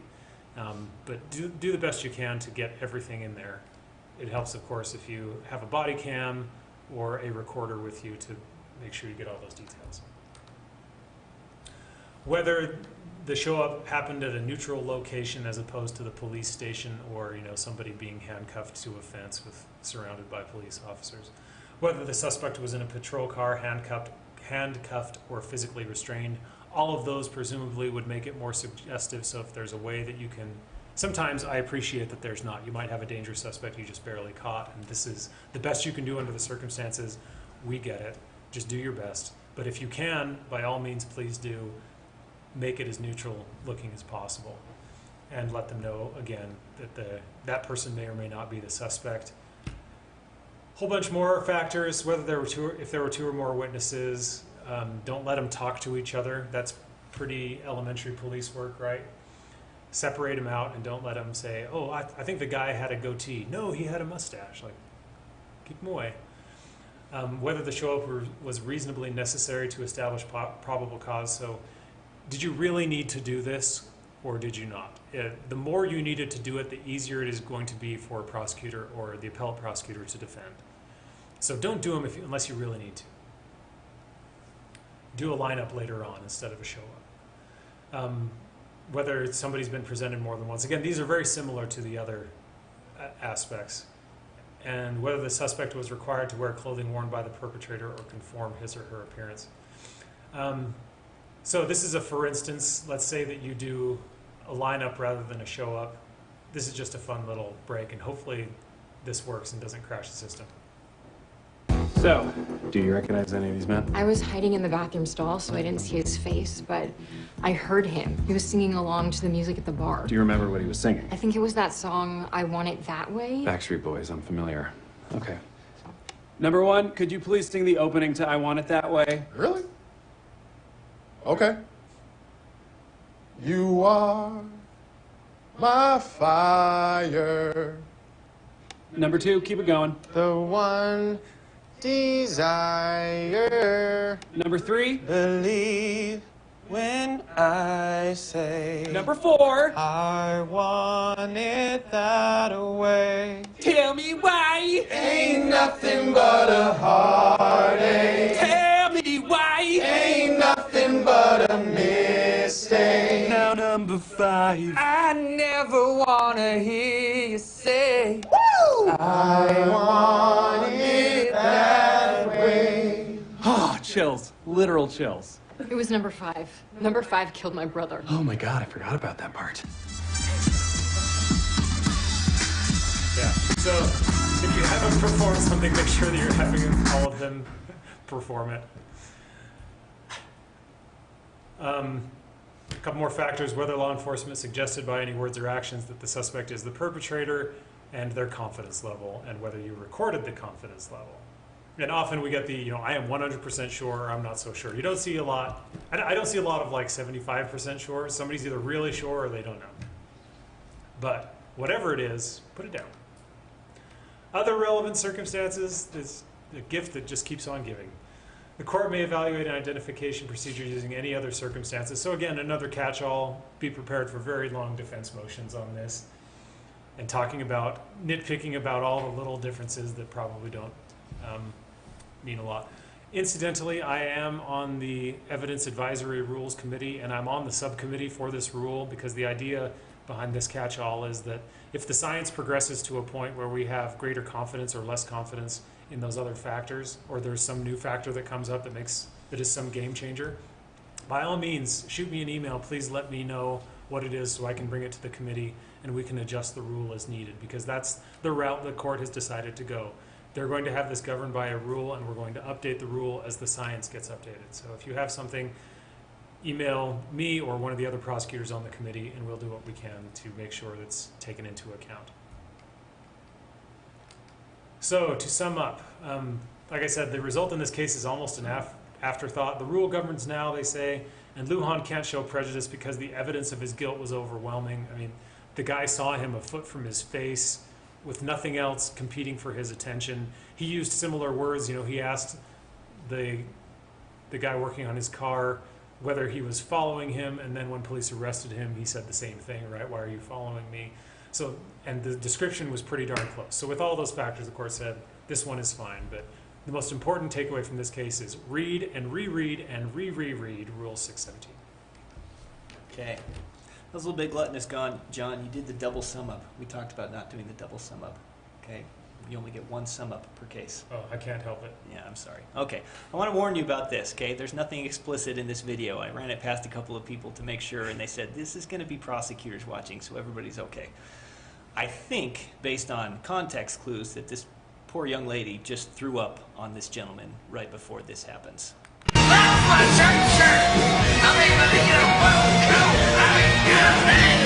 the hell?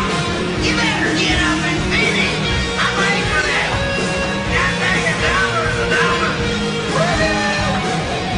You need to take that. God dang, get up. Wait, no, I'm waiting. Wait a second. Wait. I ordered tequila. I'm waiting for it. God dang it, I did my right. Is that an actual sting? I believe so. Yeah. He knows his rights, and we should all know our rights. And I think Mr. Mace or Mace... Maese. Is Maese? Mm-hmm. Oh, man, see, I wasn't even close. Mr. Maese knew his rights. So what happened here is what probably a lot of us who have done any kind of traffic court have done at some point. This gentleman was charged with a bunch of traffic offenses. He demanded a jury trial. The prosecutor amended them to infractions, and now he challenges that on two bases. Number one, whether the prosecutor has any authority to do that, and number two, whether or not the denial of a jury trial on an infraction is a violation of the Utah State Constitution, Article 1, Section 12. So we're going to address both of those issues. Oh, so I sped. I followed too closely. I ran a stop sign. I almost hit a Chevy. I sped some more. I failed to yield at a crosswalk. I changed lanes in the intersection. I changed lanes without signaling while running a red light and speeding. And that's essentially what happened here. He crossed over the double white lines and crossed a whole bunch of lanes of travel without signaling, so he was charged with multiple offenses. HOV violation, failure to signal. At arraignment, they were both amended to infractions. Again, I'm assuming, and it doesn't specifically say, that he asked for a jury trial at that point, and that's why the prosecutor made that amendment. He made a motion to dismiss with the court based essentially on those arguments that the prosecutor lacked authority to do that, and that it was unconstitutional for him or her to do so. That was denied at the justice court level, and he was convicted. He made the same motion at the district court level, which had the same result, denied and convicted again. So, on appeal, he raises two what the court referred to as meaty issues. Number one, whether separation of powers, which allows the legislature to define levels and penalties of offenses, allows a prosecutor to amend charges and change the level of the offense. And number two, whether this code section in this rule, so 7716 and Rule 17D of criminal procedure, are unconstitutional because both of those deny someone the right to a jury trial on an infraction. So this was Justice John Pierce. That's a pretty good one there. Hey, thanks. No, as you probably figured out by now, that's not Justice John Pierce. That's actually David Morse from the Green Mile. He was also, we made reference to John Adams earlier, he was George Washington in the John Adams miniseries. That is true. That's Justice Pierce. Wait, that's not Justice Pierce either. That's actually Neil McDonough, who you may recognize from Minority Report and Desperate Housewives. There's Justice. No, that's Michael Rappaport, who was Phoebe's police officer boyfriend in Friends, and who also starred in Deep Blue Sea, which is classic cinema. No, this is actually Justice John Pierce, who wrote the opinion of the court. On the separation of powers issue, before reaching the question, the city says the Supreme Court doesn't have jurisdiction to even hear this.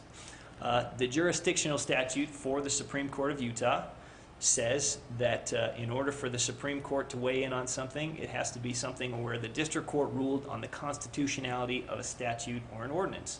And the city correctly argues that that's not the case here, so this court lacks jurisdiction to address this issue. Mr. Maese says that, for his part, says that only the legislature can define crimes and penalties, and therefore it was a separation of powers problem for the prosecutor to do so. And the court ultimately decides that it agrees with the state and it lacks jurisdiction to hear this. What's interesting is that when he's talking about what did occur here, that it wasn't the district court ruling on the constitutionality of a statute or an ordinance, but rather the prosecutor acting under some authority, and the court kind of questions, but I'm not really sure what that is. In fact, he says it does not appear that this practice enjoys any statutory authorization whatsoever. So my essay is left challenging a practice that is apparently justified by notions of prosecutorial discretion. So that might be the next basis for an appeal. The only way they could get that on a justice court case is if they asked for a writ. Oh, well, we'll get there. Yeah, so I'm sure Mr. Maese will do it, because if any of you know Mr. Maese, he's a professional litigant. I think he purposefully speeds up and down the Wasatch Front just trying to get a speeding ticket so that he can go to court. He's had 2 cases in the Utah Supreme Court that he himself has argued and done actually remarkably well. Oh. So he's also a convicted pimp, which makes it fun. Oh, that is fun. That was his first case. Do you think he's available to do the case law update next year? We should ask. We'll see. Anyway, ultimately the court decides that it lacks jurisdiction and invites Mr. Maese, which I'm sure is what he will do, to try his luck under Rule 65B. As to the constitutionality of the rule and the statute, so we have, he says that they deny him his right to a jury trial based on an infraction, and that is a violation of Article 1, Section 12 of the Utah State Constitution. The 2 provisions we're looking at here is, again, 7716, which says that in the case of an infraction, it's going to be decided by a magistrate. And then we have Rule 17D of criminal procedure that says no jury shall be allowed in the trial of an infraction. So, with respect to the constitutionality and the rules on this, Mr. Maese argues that Article 1, Section 12 gives you the right to an impartial jury in criminal prosecutions, and that ends up being the term that the court focuses on and that this whole analysis is based on, is what does the term criminal prosecution mean, and does that include a case where it's an infraction and that there's no possibility of incarceration. I read this, and it was long and painful, and I'm going to do a very brief summary of what the analysis was because I like you guys. So the court goes through, as I said, a very lengthy analysis talking about what the meaning of criminal prosecution was at the time that the Constitution was put in place. He talks about having fear of zeitgeist, which I had to look up. Some of you probably know what that means. I'm sure John knows what that means. And essentially what that is the defining spirit or mood of a particular period of history as shown by the ideas and beliefs of the time. So he doesn't want us to get wrapped up in our own beliefs of this time and impose that belief system or that fundamental way of thinking on what was happening at the time. He wants to try and put himself in the mind of somebody who lived at the time that the Constitution was put in place. So we have to try and understand what criminal prosecution means. My essay cites to some case law, but it ends up being contradictory on whether or not the court can look to outside sources. His argument is that the court needs to rely on the plain text and that clearly even an infraction is a criminal prosecution. The court looks to Young, which was its own precedent, saying that they can consider all relevant factors in making this determination, and he really does consider all relevant factors, every single one. The city argues that cases where the feds have interpreted the Sixth Amendment are helpful in this analysis, but the court says that while tempted, they're not going to go in lockstep with the federal government when this is a state constitutional claim that's been made here. He then waxes poetic. When we look to the historical record, we hope that it resembles a Norman Rockwell painting, poignant, straightforward, and easy to interpret representation. But frequently it does not. In some cases, like this one, the historical record is more like a Jackson Pollock, and we find ourselves staring at the canvas in hopes of finding some unifying theme. After studying the colors and lines of the historical record, we find evidence that suggests a narrative. And Quill, your ship is filthy.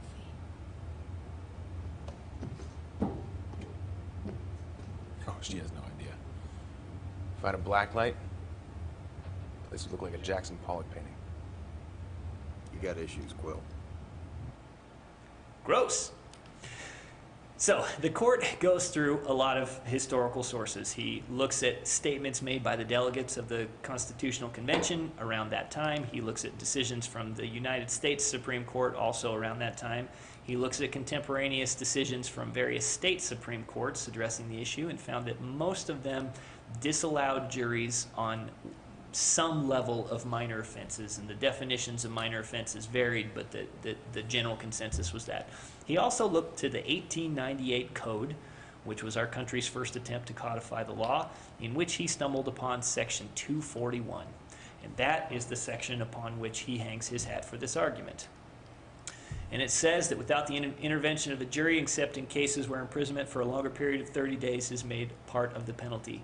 Or in other words, under that section, you are not entitled to a jury on a case where there is not either a maximum penalty or at least a penalty of 30 days potentially over your head, or what was at that time a fine of at least $50. And they have kind of defined that in the analysis here to be a significant fine. So he says this section, as he went through the history of it, has had a few minor modifications, but nothing substantive until 1983, when the 30-day requirement was changed to any imprisonment.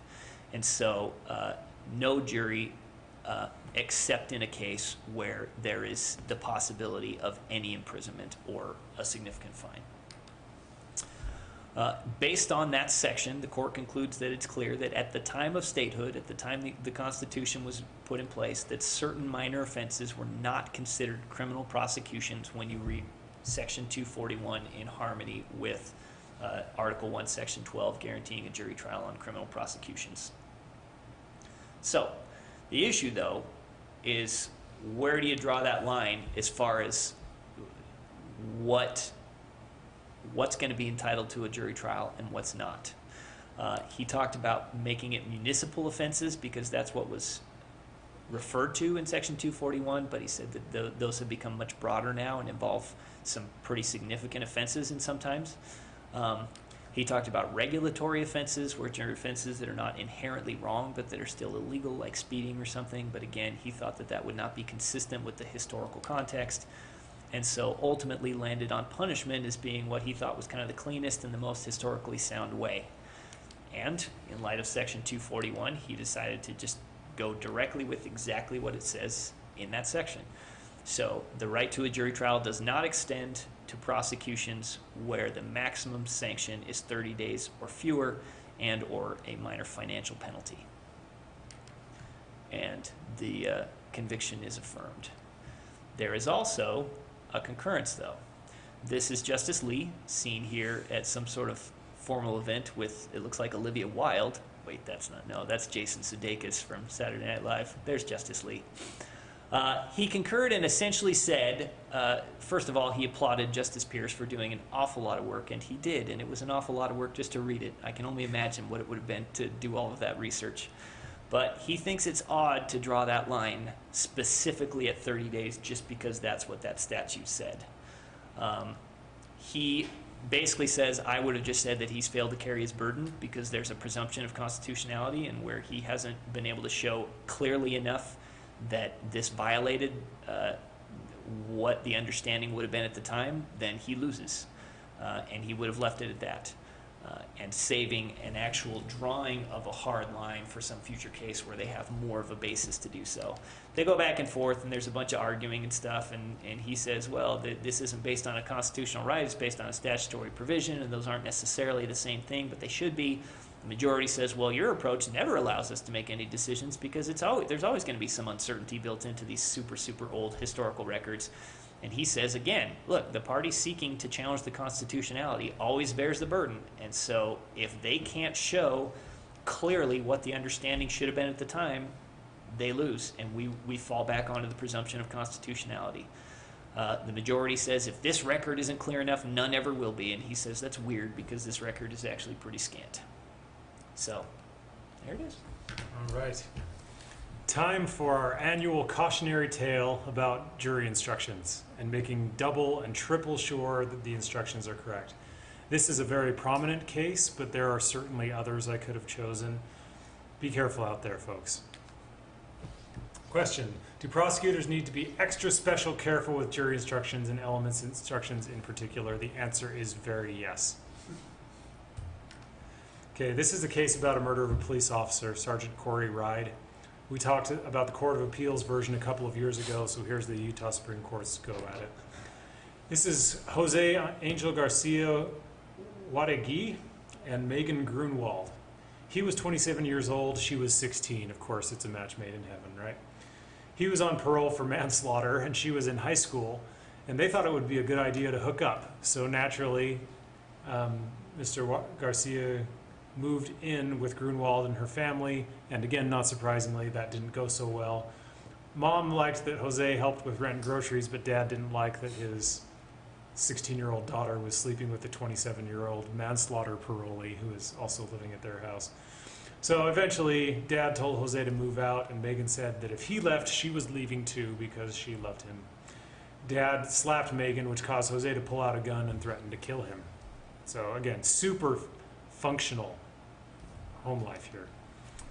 This incident and his failure to correct it violated Garcia's parole, so they issued a warrant for him. And when Garcia found out about it, he asked Grunwald to go on a ride with him. So they took Grunwald's truck and she drove. And when Garcia told her about the warrant, she got really upset, and they pulled over and turned on the hazard lights and had a little heart-to-heart about his life choices. So Sergeant Corey Ride stopped to assist, and he saw that Grunwald was crying, but she said she was fine.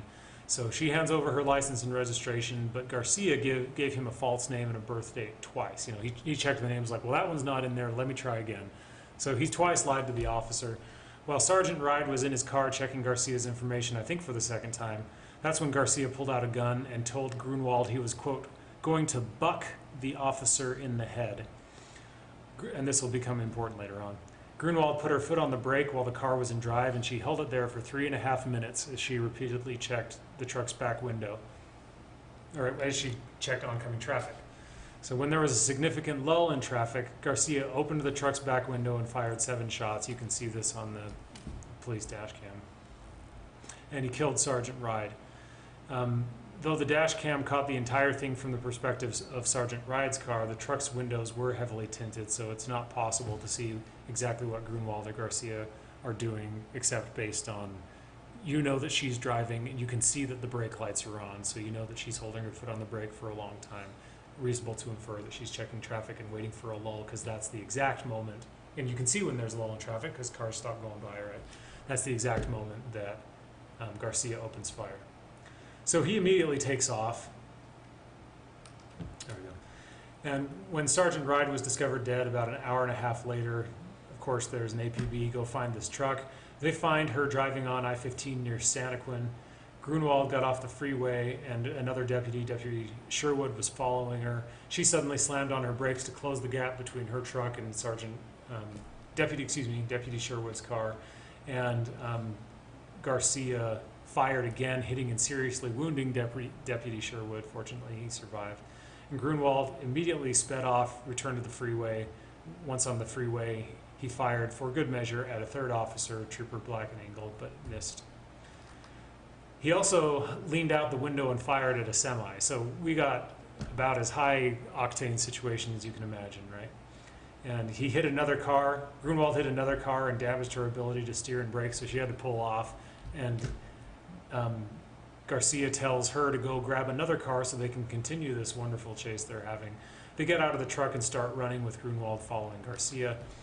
Grunwald flags down a car and gets into the passenger seat. She orders the driver out, but officers are later able to spike the car. They abandon the car and start to run. Garcia, officers eventually shoot Garcia, and when she goes to trial, Grunwald's whole defense was she was compelled to do all of this. She essentially had a gun at her head. She didn't want to do this, but he was threatening her to comply with this. But interestingly enough, right after the officer shot Garcia, she didn't thank police for being her deliverers from this terrible captor. She told them hysterically and angrily at the top of her lungs, quote, "You shot him in the effing head. You shot him, you a-holes. You didn't have to shoot him." So clearly these are the actions of a compelled person, right? But that was the defense, and that'll again become important later on. It was really only a partial compulsion defense because she also argued that she didn't know what he was planning on doing, because if you argue compulsion, you have to basically know what you're being compelled to aid. But she was basically saying, he was forcing me to do all these things. I didn't know what was going on. It was an emotional time, and I was just racing around and not exactly knowing. And she also said she thought, quote, "buck in the head" meant shoot the car. Huh. Okay. So super believable defense, right? Jury didn't buy it for understandable reasons. He was convicted on 11 different counts. 7 of them, including aggravated murder, involved accomplice liability. So here's the accomplice liability statute. Coupled with the default mental statute, the solicitation, request, command must be at least reckless, but aid has to be intentional because the statute says intentional aid. So different mental states potentially apply to ways in which you aid somebody else to commit a crime, but you have to look at the underlying crime itself, because somebody has to have the same mental state as another person under State v. Jeffs, and I guess Idris is an exception, but you have to have the same mental state required for the principal offense. So she had to intend that Sergeant Ride die, essentially, or at least, if it's depraved indifference or whatever it happens to be. She had to share the same thing as she would have had to have in her mind were she the one who pulled the trigger herself, is the basic idea. Now, that doesn't mean that the principal and the accomplice always have to have the same mental state to be guilty of something. If you look at Idris, that was a case where a gang leader called out a green light, a hit on somebody, and there was some testimony that it was, and then somebody went out, what do you know, and killed that person. I think it was a girlfriend of one of the gang members who was also a police informant, or they at least thought that she was a police informant. And he was actually convicted of manslaughter as an accomplice, even because The idea being he was reckless on whether putting a green light on this person would not just cause somebody to beat somebody up or give them a good talking to, but would actually cause them to kill them. So you have to be really careful. If you get one of these mental states with accomplice liability in a big hairy case like this, feel free to talk it out with us. And we know we're not perfect either, because you can never exactly predict exactly how the courts are going to view these things, but read this case and you'll get it why there was a problem here. And part of the issue too, I think, is had the prosecutors just used the Muji on this, they would have been fine. So there are sources to look at. On appeal, she challenged 3 instructions on accomplice liability that said it can convict Grunwald if it recognized that her conduct could result in committing the crime of aggravated murder but chose to convict anyway. Do you see the issues? That's the standard for recklessness. And aggravated murder cannot be committed recklessly. It has to be intentionally or knowingly, right? The second jury instruction, the convict, if it found that Grunwald intentionally aided Garcia, who committed the crime, that should read to commit the crime, because that says that she didn't have to have any mental state at all, just that she aided him. It's like, yeah, I gave him a ride. I intentionally gave him a ride, and therefore I'm guilty of murder. That's potentially how the jury could read that. And finally, the jury could convict if it found that Grunwald intentionally aided and was aware that his conduct was reasonably certain to result in his committing the crime. No, this isn't his trial. He's dead. This is about her conduct and what she thought in her mental state. So there were a few issues with the jury instructions here. She argued in the Court of Appeals that her counsel was ineffective for not objecting to these accomplice liability instructions. And again, these almost always come up in the IAC context, because defense counsel lets you, as the prosecutor, prepare the bulk of the instructions and then just says it's okay. I remember one jury trial that I did years ago, and I presented my draft instructions to opposing counsel, and he didn't even look at them. And I said, "Are you going to take a look at those?" And he said, "Nah, bad instructions never hurt defendants." Basically saying, yeah, I'll just get a do-over and I'll be held ineffective and I won't suffer any consequences for it. So that was very eye-opening to me as a young prosecutor. And a lot of these come up in IAC, and it doesn't matter. If there's a problem with the mental state, the court's going to be bugged by it, and understandably so. I'm not trying to minimize the concern for that. But it means that if defense counsel is not going to be careful and the court's not going to step in and really evaluate these, you need to be super careful. If you have an hour to get ready for trial and you're wondering, should I work on my closing argument or should I work on jury instructions? Work on jury instructions. Just do it. Put everything else aside and work on jury instructions, because that, more than anything else, is going to help secure the finality of your conviction. And if there's a problem in there with the mental state, odds are we're going to lose, unless the evidence is so overwhelming. If you have them on video and confessing and DNA evidence, maybe you want to roll the dice, but they're probably just going to plead guilty anyway, unless it's a death penalty case. And then if it's a death case, you want to be super careful anyway. Again, I can't emphasize this enough. And if you only have an hour to prepare for trial, you might want to move to continue. I meant like the marginal hour. You have some free time. Everything else is done. What are you going to do? Don't work on style. Work on substance. Okay, so we actually conceded the instructions were wrong. We just argued lack of prejudice. And the Court of Appeals agreed with us. Chris Ballard from our office did an amazing job, and the Court of Appeals was convinced that the errors were harmless. We thought it was the right results, of course, but again, these cases are never an easy sell, and the courts really, really, really don't like it when jury instructions are wrong, on mental states especially. So the Supreme Court granted cert, and we hoped for another miracle, but that didn't happen this time. All right, this case is legally important because of the way they address the prejudice prong of IAC and jury instruction cases.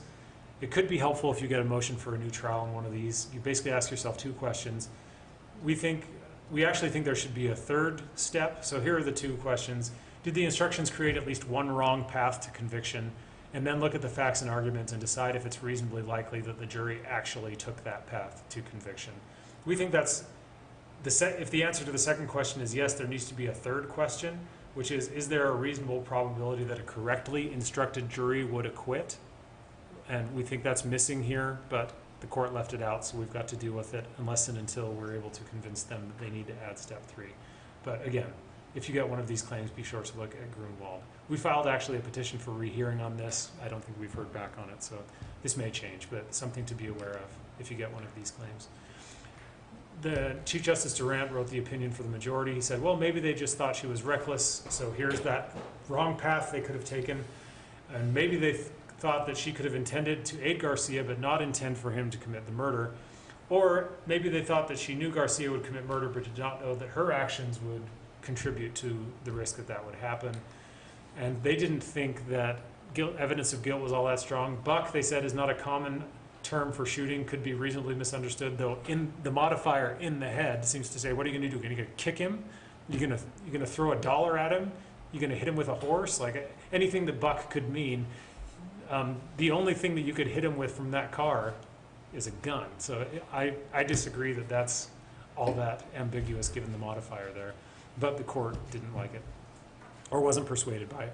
So the windows in the truck were tinted, so the only thing that we know from what happened in the cab there is from Grunwald's testimony later. There's nothing to contradict that. It always annoys us when the courts take this kind of tack and say, well, the defense provided this evidence and the prosecution rebutted. It's like, we can't. The co-defendant is dead, the victim is dead, what do you want from us, right? We don't have much to offer here because there's nothing to give. But the court didn't like that aspect of it. And they also said Grunwald has a learning disability, she was very young and impressionable. So, new trial. There was one bright spot here.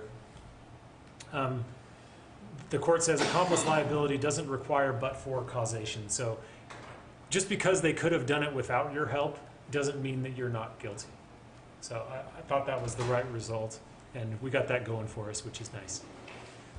Really quickly, we usually don't spend a whole lot of time on dissents, but Justice Lee's is just too good not to talk about. And he's just kind of incredulous. He says, look, Grunwald admitted that Garcia pulled out a gun and said he was going to buck Ride in the effing head. That's not ambiguous. She knew Garcia had a violent past. Remember, he's on parole for manslaughter, and that he refused to go back to prison. She was upset with police after the chase. She's yelling at them for shooting him, her would-be captor, right? And didn't express relief at being freed from a captor. Her testimony was entirely incredible, given her actions in waiting several minutes and helping him shoot at several police officers. And there's no need for direct evidence. This was the part that we argued when contradicting Grunwald's account, when circumstantial evidence will do just fine. She clearly loves this guy. In fact, when she was in jail, one of her jail letters had a picture of a girl's hand being held by a skeleton hand. And it said something like, love forever. She kept assisting him to help try and kill other cops. Like, Justice Lee is just kind of incredulous here. So for what it's worth, we got a really good dissent showcasing our theory of the case. And the majority sees Miss Grunwald as this impressionable young woman. He sees her as slightly differently. I think it's fair to say. As do we. A healthy level of incredulity. We like that. Yes. Okay, so this case is about not ever shaking your head or allowing one of your witnesses to shake their head at the trial court. Question here is, once a motion to disqualify has been filed, can the court continue to do stuff in the case? And the answer is no, and counsel does not need to remind the court about that pending motion at any point in the process. Once it's filed, and the court needs to just stop. So here, Mr. Gavette was charged with insurance fraud, and during his preliminary hearing at one point when a witness was testifying, the court looked over and saw that Mr. Gavette was just sitting there shaking his head no. The court was like, WTF is this? Specifically, he interrupted everything and said, your client's shaking his head. He ought to know that that makes me think he's lying, so he's a liar, so he shouldn't be doing that. So, okay, go ahead. Counsel did not respond to that, and the case was bound over for trial. At which point, sorry, get these both on the same page here. 8 months later, defense counsel filed a motion to disqualify the judge based on that statement that he had made during the preliminary hearing, and the judge ignored that motion. The case proceeded to trial. The defendant was convicted, and then the trial judge retired. So in the post-conviction motions that were heard, they were heard by a new judge. who decided that in looking at Rule 29, that it doesn't specifically say that the court loses jurisdiction once that motion is filed. And so even though it says to stop doing things, if the court doesn't stop doing things, if the court continues to sit over the case without addressing the motion, nothing in the rule specifically says that it renders void whatever happens subsequent to that. And so based on that analysis, the trial court denied the motion for to vacate. Could I hop in just really quickly? Sure. It's understandable, just to defend a little bit of what the judge did. I think it was Judge McVeigh who did this.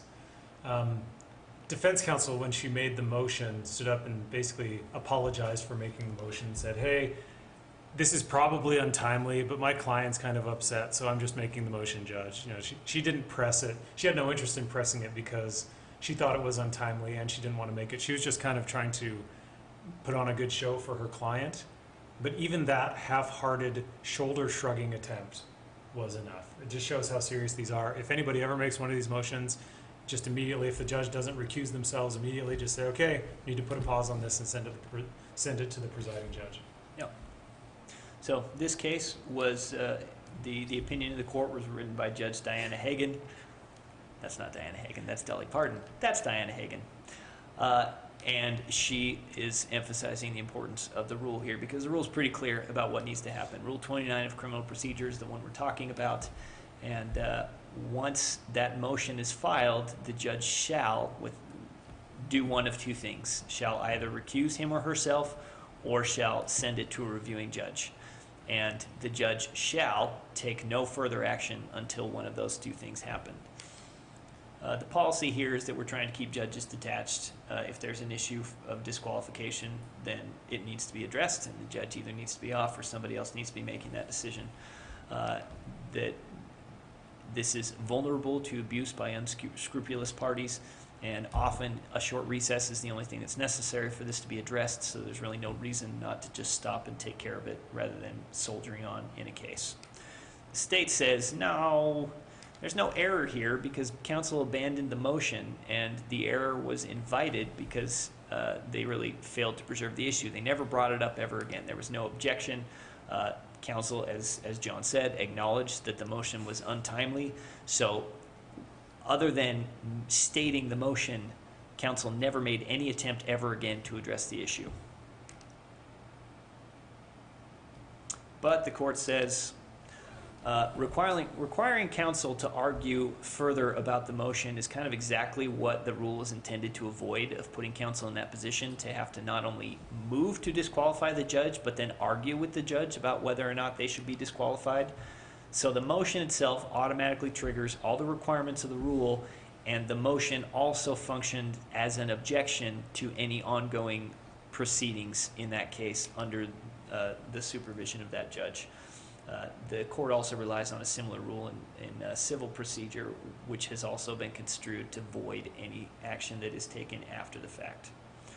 So, in conclusion, just one conclusion.